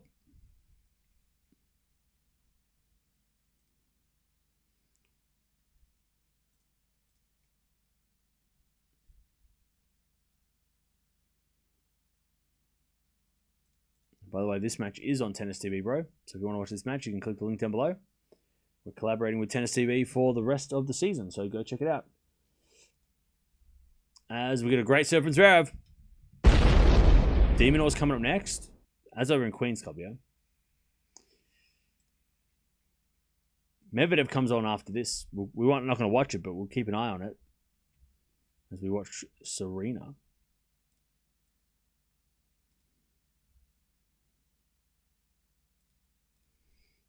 All right, first serve is a fault, second serve.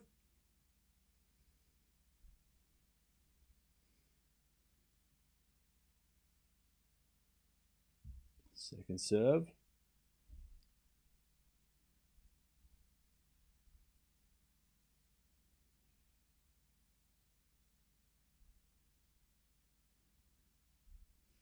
All right, first serve is a fault, second serve. Oh, it was a double fault, wasn't my bad. 30-all. 30-all. I'm starting to think your prediction was right. Which one? Which prediction? 30-all.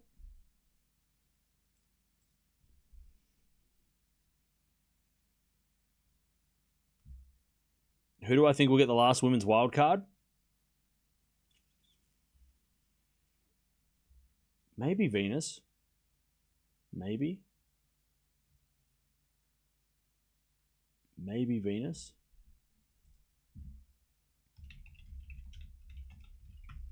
As the return goes back to Zverev. Kopriva backhand winner. Uh-oh. Set point Kopriva. Zverev is in trouble of letting this set slip. 30-40.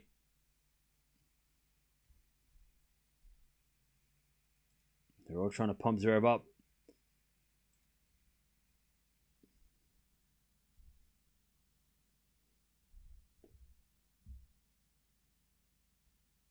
Serve to the forehand, Kopriva. Return goes to forehand, Zverev. Kopriva backhand. Into the backhand, Zverev. Kopriva on the attack. As Zverev with the forehand up the line. Kopriva's there with the backhand cross court. Zverev slice. As Kopriva slice up the line. Zverev gets back with the forehand. Kopriva slice again. Hits the tape. And Zverev can't get it. We're going 3. Kopriva steals the set. And that was a steal. We're going 3. We are going to a third. All right, so I'm just having a look at who is not automatic entry. So, I mean, look, Venus is an obvious choice for a wild card. Who else is playing qualies that could be promoted? Emerson Jones. I mean, she's had wild cards before, so it'll be interesting to see if Tennis Australia call and ask politely. Burridge, who is in the qualies, she could get promoted. She's one of the British players. They could give her a shot. Burridge has received a couple of wild cards in the past. She got a wild card last year, 3 wild cards before that. So Burridge has got 4 wild cards out of the last 5 years. So she might be a contender of getting the final one. I think they're leaving it open to see if Venus wants to play. I think that's they got Andreescu too. They could give her one, but I think it's that they're saving that spot for Venus. And if she goes, I'm not playing singles, then they'll give it to Burridge. But if she wants to play, she'll play. I think that's that final spot. By the way, playing Was Made for Loving You by Kiss at a tennis event is epic. That is a way to get the crowd pumped up. Yeah, that would be my guess. Is they're probably holding it out for Venus. No, they're not going to give. I don't think they're going to give it to Serena. I think they're going to give it to singles. I don't think Serena's going to play singles. But yeah. But we'll see. If it's not Venus, it'll be a doubles. Be a British player, I think. And on the men's side, I mean, we talked about it in the video. If you go watch it, Evans, who is playing his last Wimbledon, he should get it. Like, give Evo. He's been a bloody great backup to Andy Murray over the last 20 years. You got to give Evo a send off. He's been such a great player for the UK, and he deserves it. You know, he's been a great representation for them. As Andy Murray was, kicking ass, Evo was always, second behind, like the sidekick, and he deserves to get his send off. Now the problem is, did Evo piss off people at Wimbledon to not get one? That's the thing, right? Is there a reason why Evo didn't get one for Queen's Club? Did he did he annoy the wrong person on the board to give it? That's something you got to think about. I mean, I remember John Millman was outraged when he didn't get a wild card for his Australian Open finale, and he had to play qualies. But maybe it was something that maybe there was somebody who was just like, yeah, I don't want him to have one. There's always that pettiness, right? But Evo deserves one. If not Evo, then Jay Clark, another British player who got a wild card last year. He's had a couple of wild cards over the time, has Clark, so he's on there. You know, Berrettini, if he needs one, might get one. Kyrgios, we talked about, maybe he gets the wild card. The former finalist, you would think would be on the list. Billy Harris, another one who had he got a wild card 2 years ago. So maybe he's on their radar. But you got to give it to Evo. You have to give it to Evans. Evans gets a wild card. You have to give it to Evo. All right, 40 love.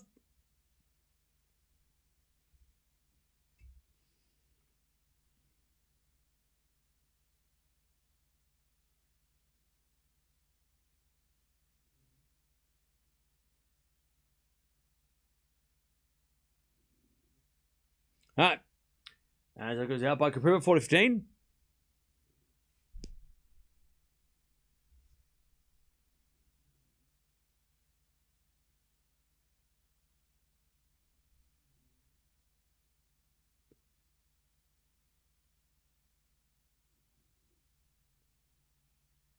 Mutatus caused a national broadcaster incident by dropping the F-bomb on TV like 10 times when told not to.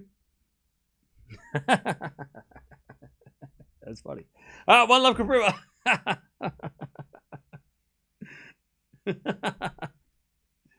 Why did he do it? Did he just do it for shits and giggles or what? That's funny. Mutatus just dropping F-bombs because what? Because he can? Like what? Did he do it in an interview or did he do it like as part of the match when he was like getting? Or was he celebrating with? Oh, I find that so funny.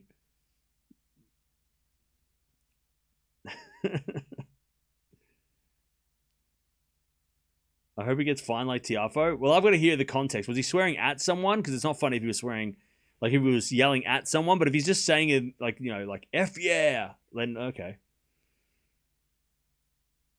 After match interview. Has anyone asked him if he's okay? Well, he was just like casually dropping the F-bomb. Like it was an effing good match and blah, blah, blah. Like, was he just like casually dropping it or was he like going, fuck you? Like, what was he saying? We need the context. I need to hear the interview. That's funny. It's funny if it's not directed at people. 15-0. No double standards? What are you talking about, no double standards?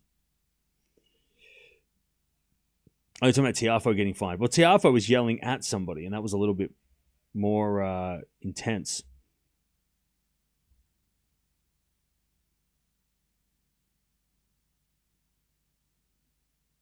Oh, so he was just being a dick, was he? Okay. So he was obviously just being stupid, was he?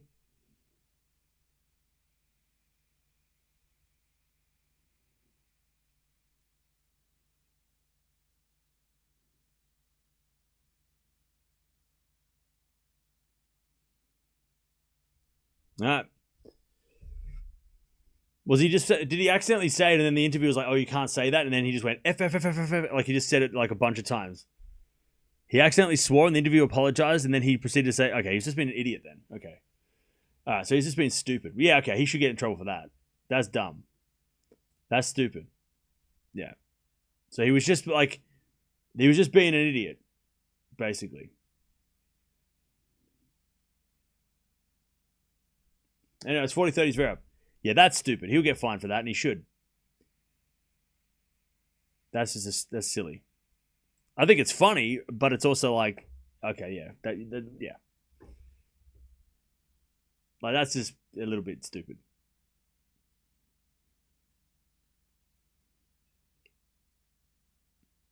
He'll get fined, yeah. And it's 40-30. It would be different if he was just like accidentally dropping the F-bomb while he was talking, but to like openly just say it like 5 times in a row is wild. Like to do it as like a joke, like going that's like crazy. I got to hear it though because I have to get the context, but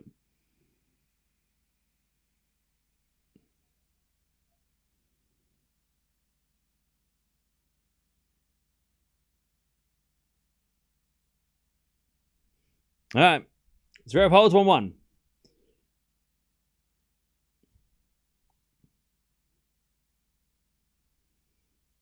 So tomorrow, like I thought, Eala and Vekic are playing first. Oh, Coco's playing tomorrow. And Sabalenka. Okay, we're going to be hanging out in Berlin tomorrow. Berlin is where it's at tomorrow. Unless Serena plays. Oh, no, Serena's not playing.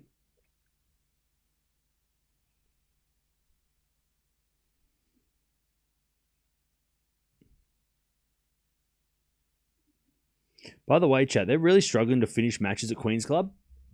And it has to be because the courts are slow. It's got to be, right? Like, chat, they can't get matches done at Queen's Club and players having to come back and play the next day. And it hasn't even been raining this week. So you can't say it's because of the weather. I reckon it's because the courts are slow. And the matches are taking way longer than they need. Like, a 3-hour match for GMP is insane on a grass court. Chat, Queen's Club is too slow. They can't even keep up with their own schedule. It is too slow. They either got to start early, you got to start at like 10 o'clock, because they can't finish the matches on time. Like, it's crazy. You can't be playing 3-hour matches with a serve bot. That's insane. Like, playing a 3-hour match with GMP? What do you mean? That's not because of... that's not because Muteza are returning all the big serves. Partly it is, but that's got to be a slow court. Like, I would love to see the comparison, or like first serve points won, higher first serve percentage. Queen's Club is a clay court, disguised as a grass court. Like, we're playing over on green clay over there. We talked about that last week, though. Anyway, it's 30-15.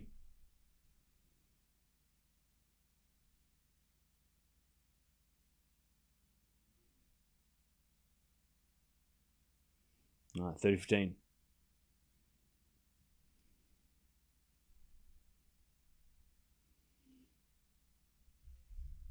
$30-15.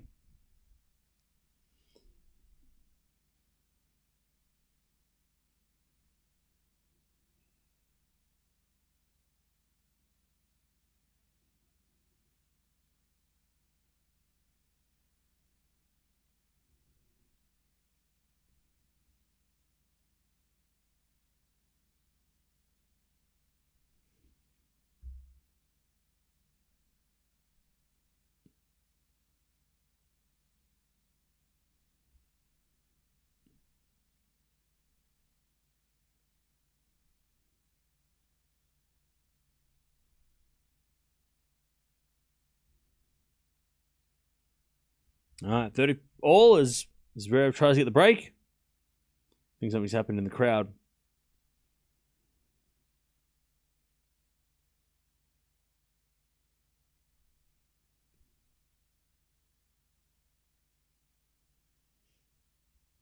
Let me have a look. I'm trying to find the Mute post-match.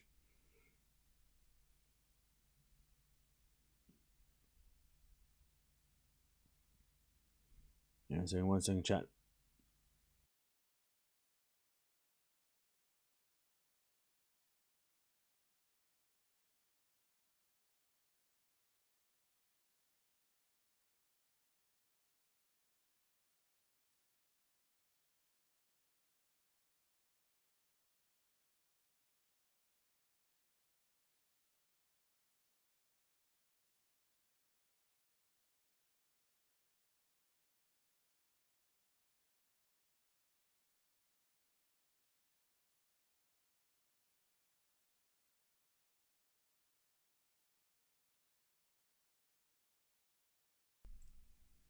All right. It wasn't that bad. It was stupid, but it was fun. I get it. He was trying to be funny. Also, yeah. Yeah. That was silly. But, like, on brand? Like, anyways, 2-1 Kopriva. That was, yeah. Like, he said it once, and then he, yeah. Maybe he didn't realize that it was, like, being, I don't know. There's a camera in his face, so of course he knew it was happening on TV, but I don't know. But, like, yeah. I don't know. He'll get in trouble for it for sure, but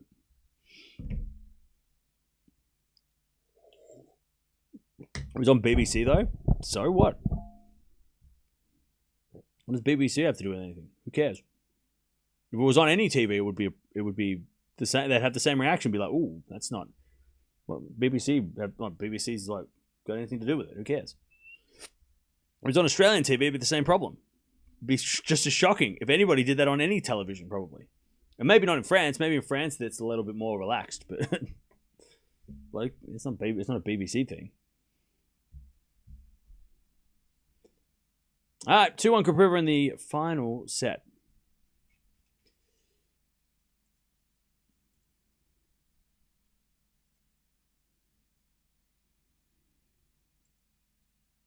Tell you what, they're playing some bangers. They're playing some bangers in hella.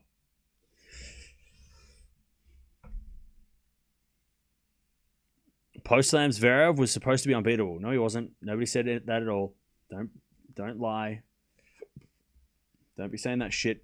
Come on. Don't be making shit up now. 0 people said that he was going to be unbeatable.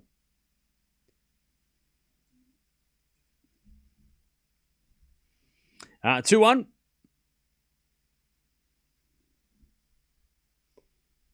2-1. Zverev serves again. Great serve. How many aces has Zverev hit already?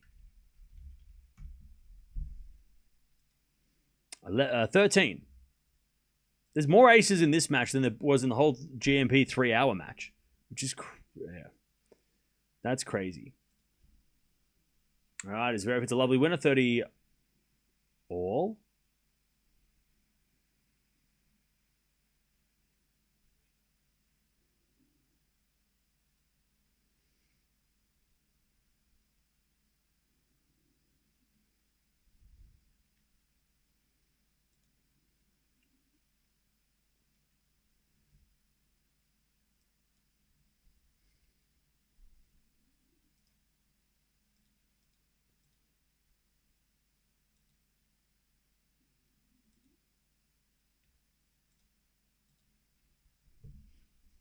All right, 30 love. And that goes in the net by Kopriva, 40 love.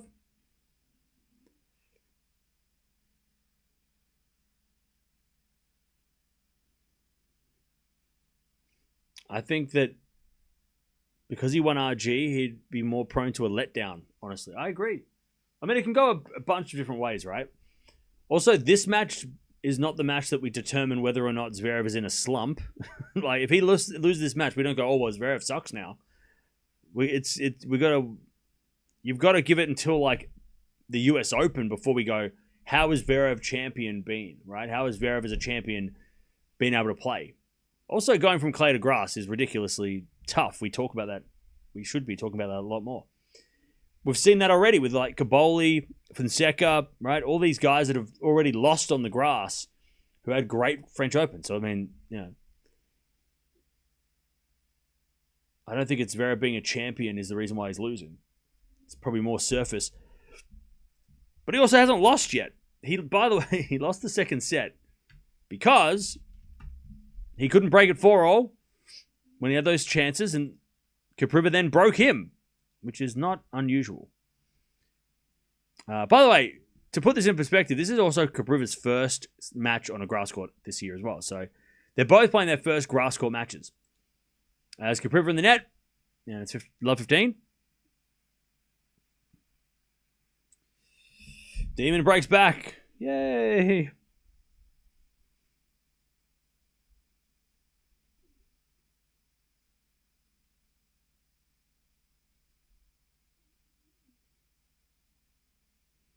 By the way, it's pretty funny that like the reaction online to Mute's interview is like people laughing. There's people that are like outraged and like that can't happen. And then there's like a bunch of people that are just like, that was the best interview ever. So it's like, it's interesting to see them.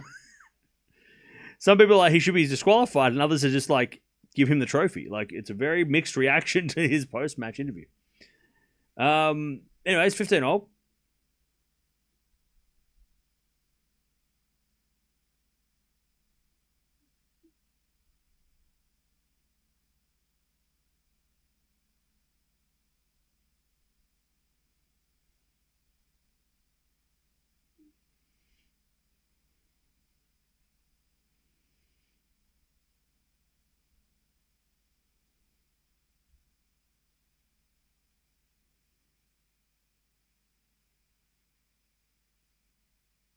All right.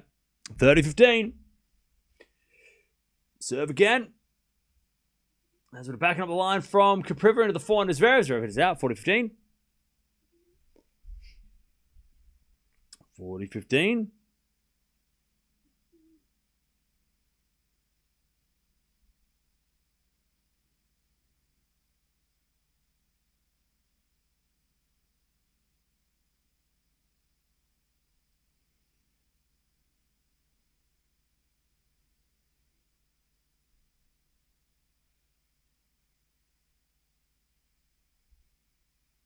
All right. 40-30.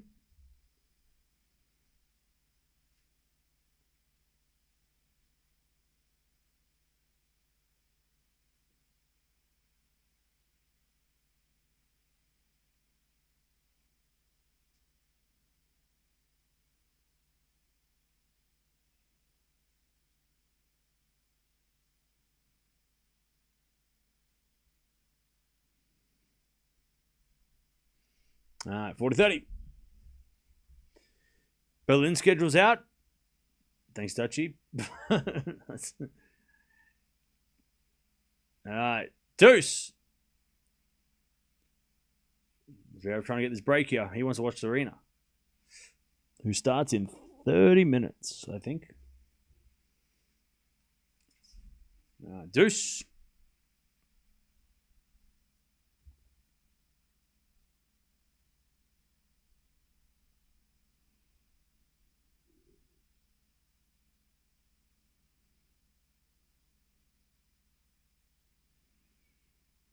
Holy shit, did we win? No, Rockies lost. This is the other day. We lost to the Cubs, didn't we? Yeah. Anyways, advantage Zverev to get the break. No, I already saw it on my own. It popped up like half an hour ago. Advantage Zverev.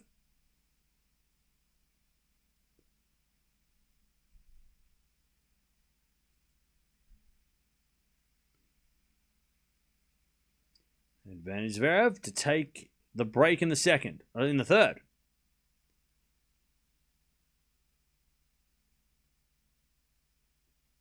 Serving to the backhand of Zverev, forehand from Kopriva to the forehand of Zverev.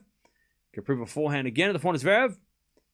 Into the forehand of Kopriva. Zverev with a forehand up the line. That's a great shot. Kopriva gets back with the backhand. Zverev slice is a drop shot. Kopriva gets it with a pass, but he hits it long. Zverev breaks. Or did he break? Hang on, was that in? Wait, what? That was out. Zverev thought it was long. Kopriva thinks it's out. That was in? That was in? That was in. That was in? That wasn't in. Oh, Zverev, he was convinced it was long. That didn't look in at all. I mean, maybe it was a terrible blurry replay. We're at deuce. Apparently that was in. I didn't see no chalk. Anyways, that goes in the net from Kopriva. Show us a replay. That was crazy. Was that in? Chat. Is that in? Advantage Zverev. Might not matter anyway. Might break anyway.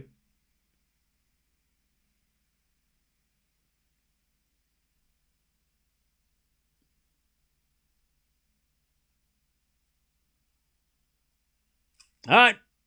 As Kopriva with a great serve. And we get the deuce. Zverev is asking again, is that in as well?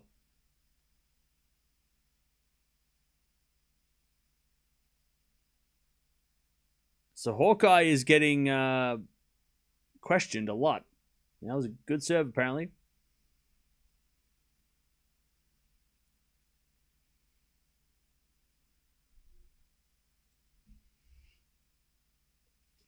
All right, deuce.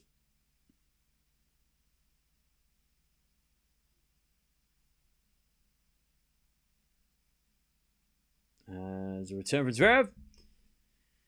Into the forehand of Kopriva. Slice from Zverev as Kopriva with the forehand of the forehand of Zverev up the line. That's a great shot, Zverev. Kopriva couldn't get it. Advantage Zverev to get the break.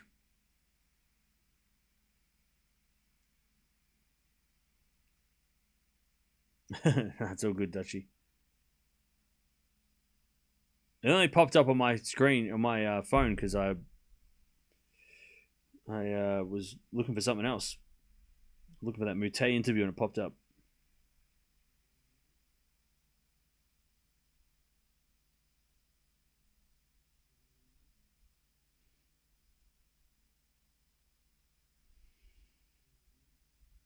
All right. As Kopriva with a great drop volley. Get back to deuce.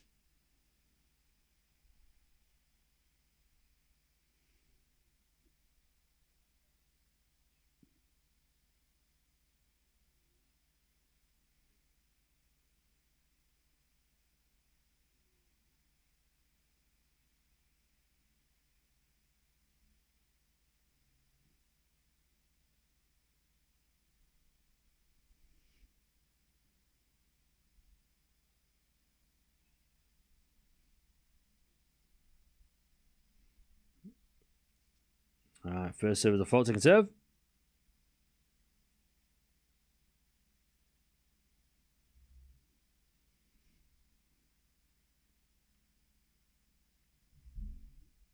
As it a backhand Zverev sliced. Goes long, advantage Kopriva.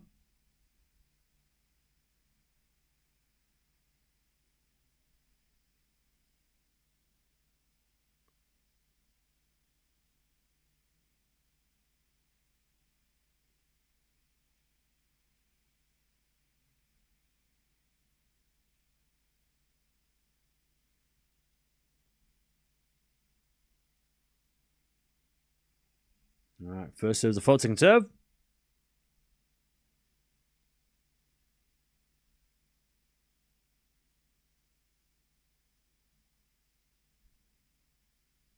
As the return goes into the forehand of Kopriva, Zverev with a four up the line. It's too good. Back to deuce. This is such an important game. All right, back to deuce.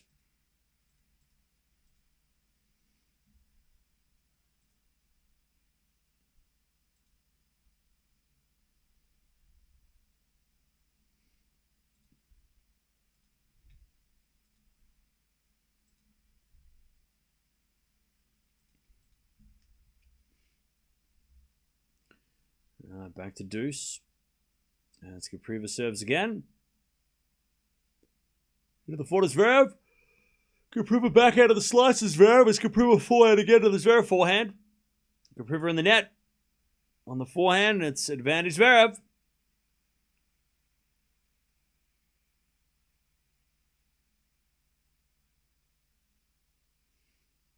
All right, advantage Zverev.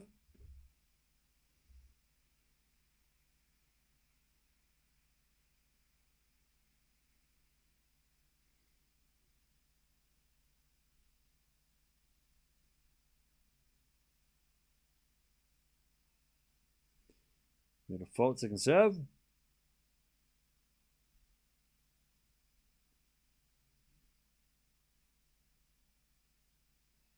And then a double fault, and there's the break. Zverev, 3-2 with the break in the third. All right.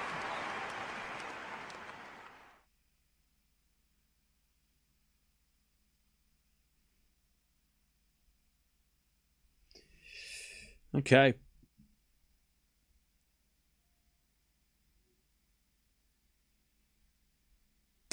All right.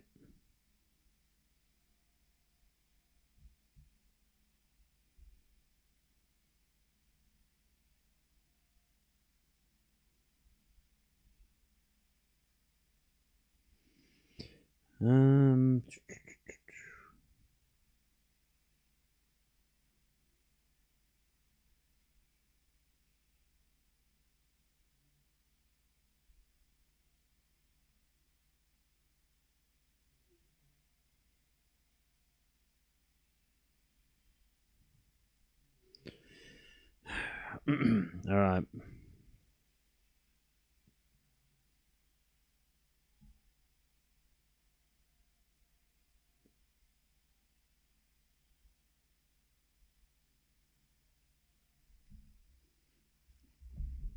How are you enjoying the grass season so far?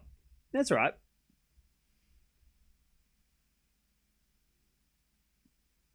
You know what I kind of wish they did, though? I wish that after Roland Garros, we didn't have tennis for a week. And then we could actually reset and then get into the grass. I think that would actually benefit the season a little bit more.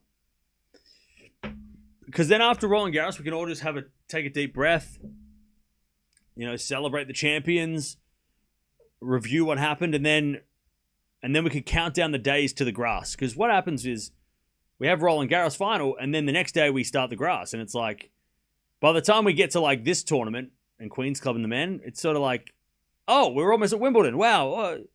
We kind of like rush through it. So, but that'll never happen. They'll never do that. But I feel like that would be a better, like the grass season just kind of goes by. Like all of a sudden we're at Wimbledon, and then all of a sudden we're out of Wimbledon. Like it goes so quick. It's just like, yeah. So like you don't really get time to enjoy it. 30 love. But well, it's been alright. It's been alright. There hasn't been anything crazy. Where the Raducanu final last week was good. We had some upsets last week as well, which was interesting. Serena coming back. It's been great, but yeah. And then we've had so many upsets already today and for this tournament that we're not going to get many crazy matches, it seems like, this week between the top guys. So, and look, not having Sinner and Alcaraz and Djokovic play really doesn't feel like we're not. It doesn't feel like we're watching. We're missing so many of the key players for Wimbledon, so it doesn't feel like on the men's side, right? It doesn't feel like we're watching the Wimbledon favorites. Zverev's obviously one of them, but I don't think we're not really watching the guys that are going to be winning Wimbledon. I don't think this week we haven't watched them. Yeah, I'm playing.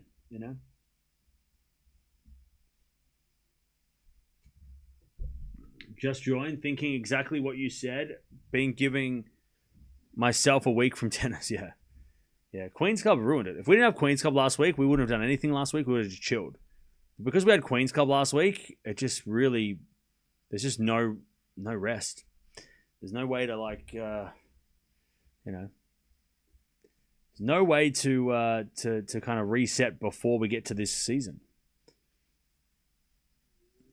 I mean, the grass season used to be 2 weeks before Wimbledon.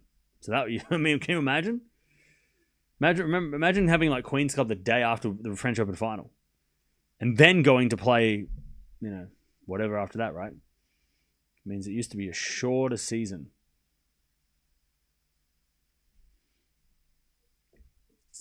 All right, backhand to backhand rally.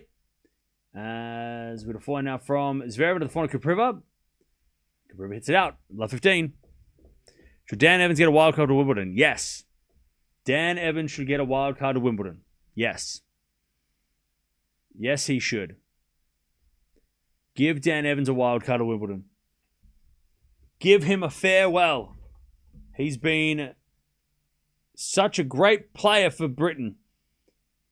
And like I said before, he's been such a great sidekick for Andy Murray over the last 15, 20 years. He's earned a wild card. Give the man a wild card. He got robbed at Queen's Club. They didn't give him one there. Queen's Club ignored him, just like they ignored Tatiana Maria for a wild card. Give the man a Wimbledon send-off. He deserves it.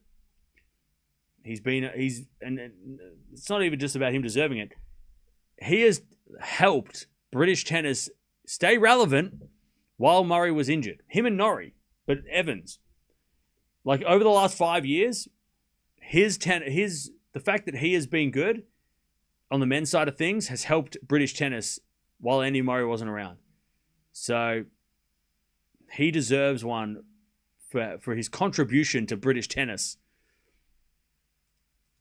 Give the man a wild card.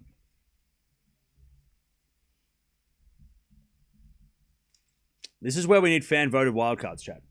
I've said it before, and I think it's the greatest idea I've come up with since the red net that they implemented at the Australian Open. The light-up net. Right? We haven't had that since, but it was awesome. And it was...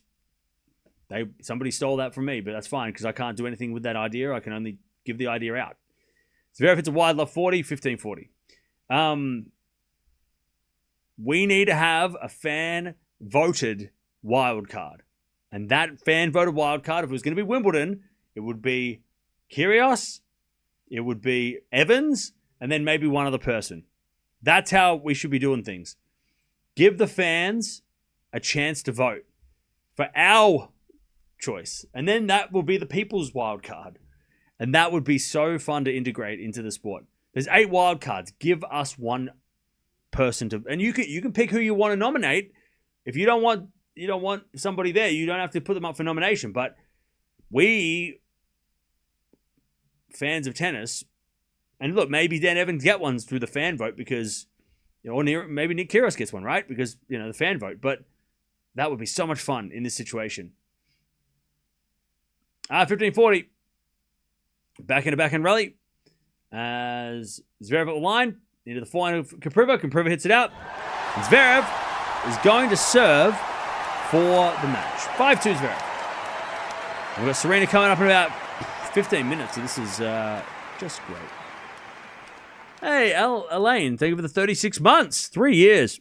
I've been hanging out with Cam and all the great people here. Hey, thank you for the 3 years.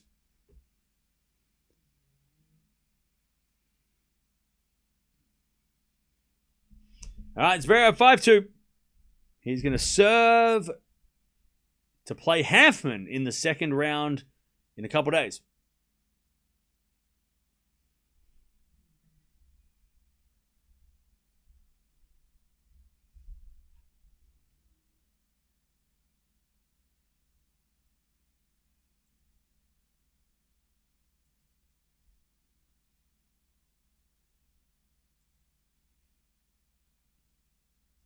All right.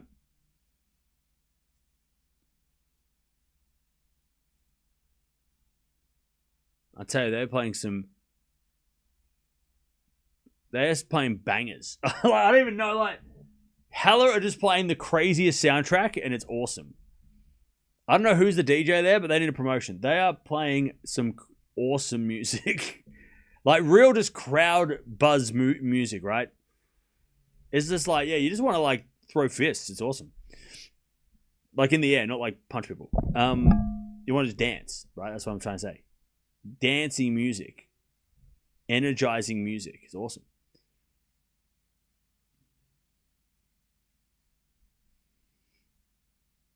All right, 5-2.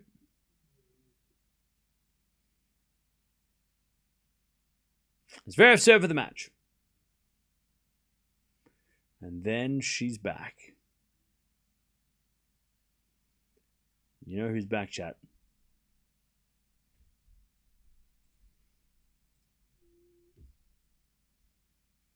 All right. Nice from Zverev. 15 love.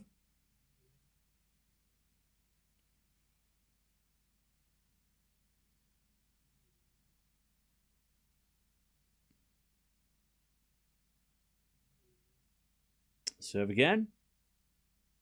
Massive serve down the tee, Zverev. 30 love. Zverev the 14 ace. I think that's his 15th ace. All right. 30 love. 2 points away.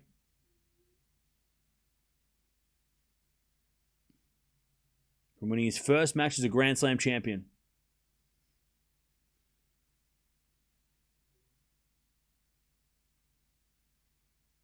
Another good serve.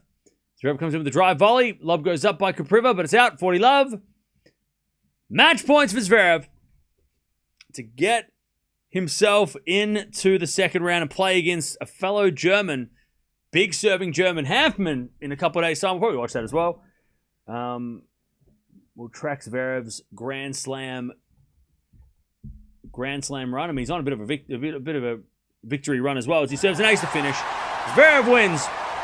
Second set was awkward. He had chances, should have broken, didn't break. Had to play 3, but he got it done.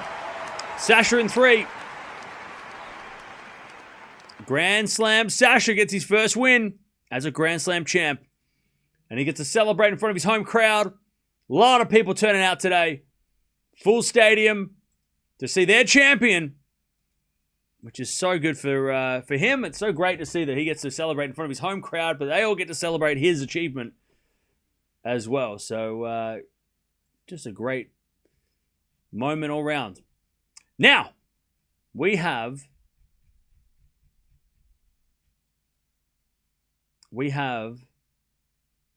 Serena. Now, is she coming on now, or is she coming on? Is there a match on before her?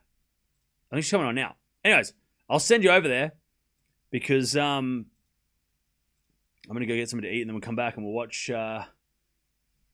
Queen Serena. And Mukova, who is a great player to watch as well in her own right. We'll see them take on, I think it's Olmos and Rutliff. And Rutliff did play Serena last week, so she's got a little bit of a rivalry going on this week. But great win for Zverev. He gets it done. 6-3, 4-6, 6-2. And he's into the second round.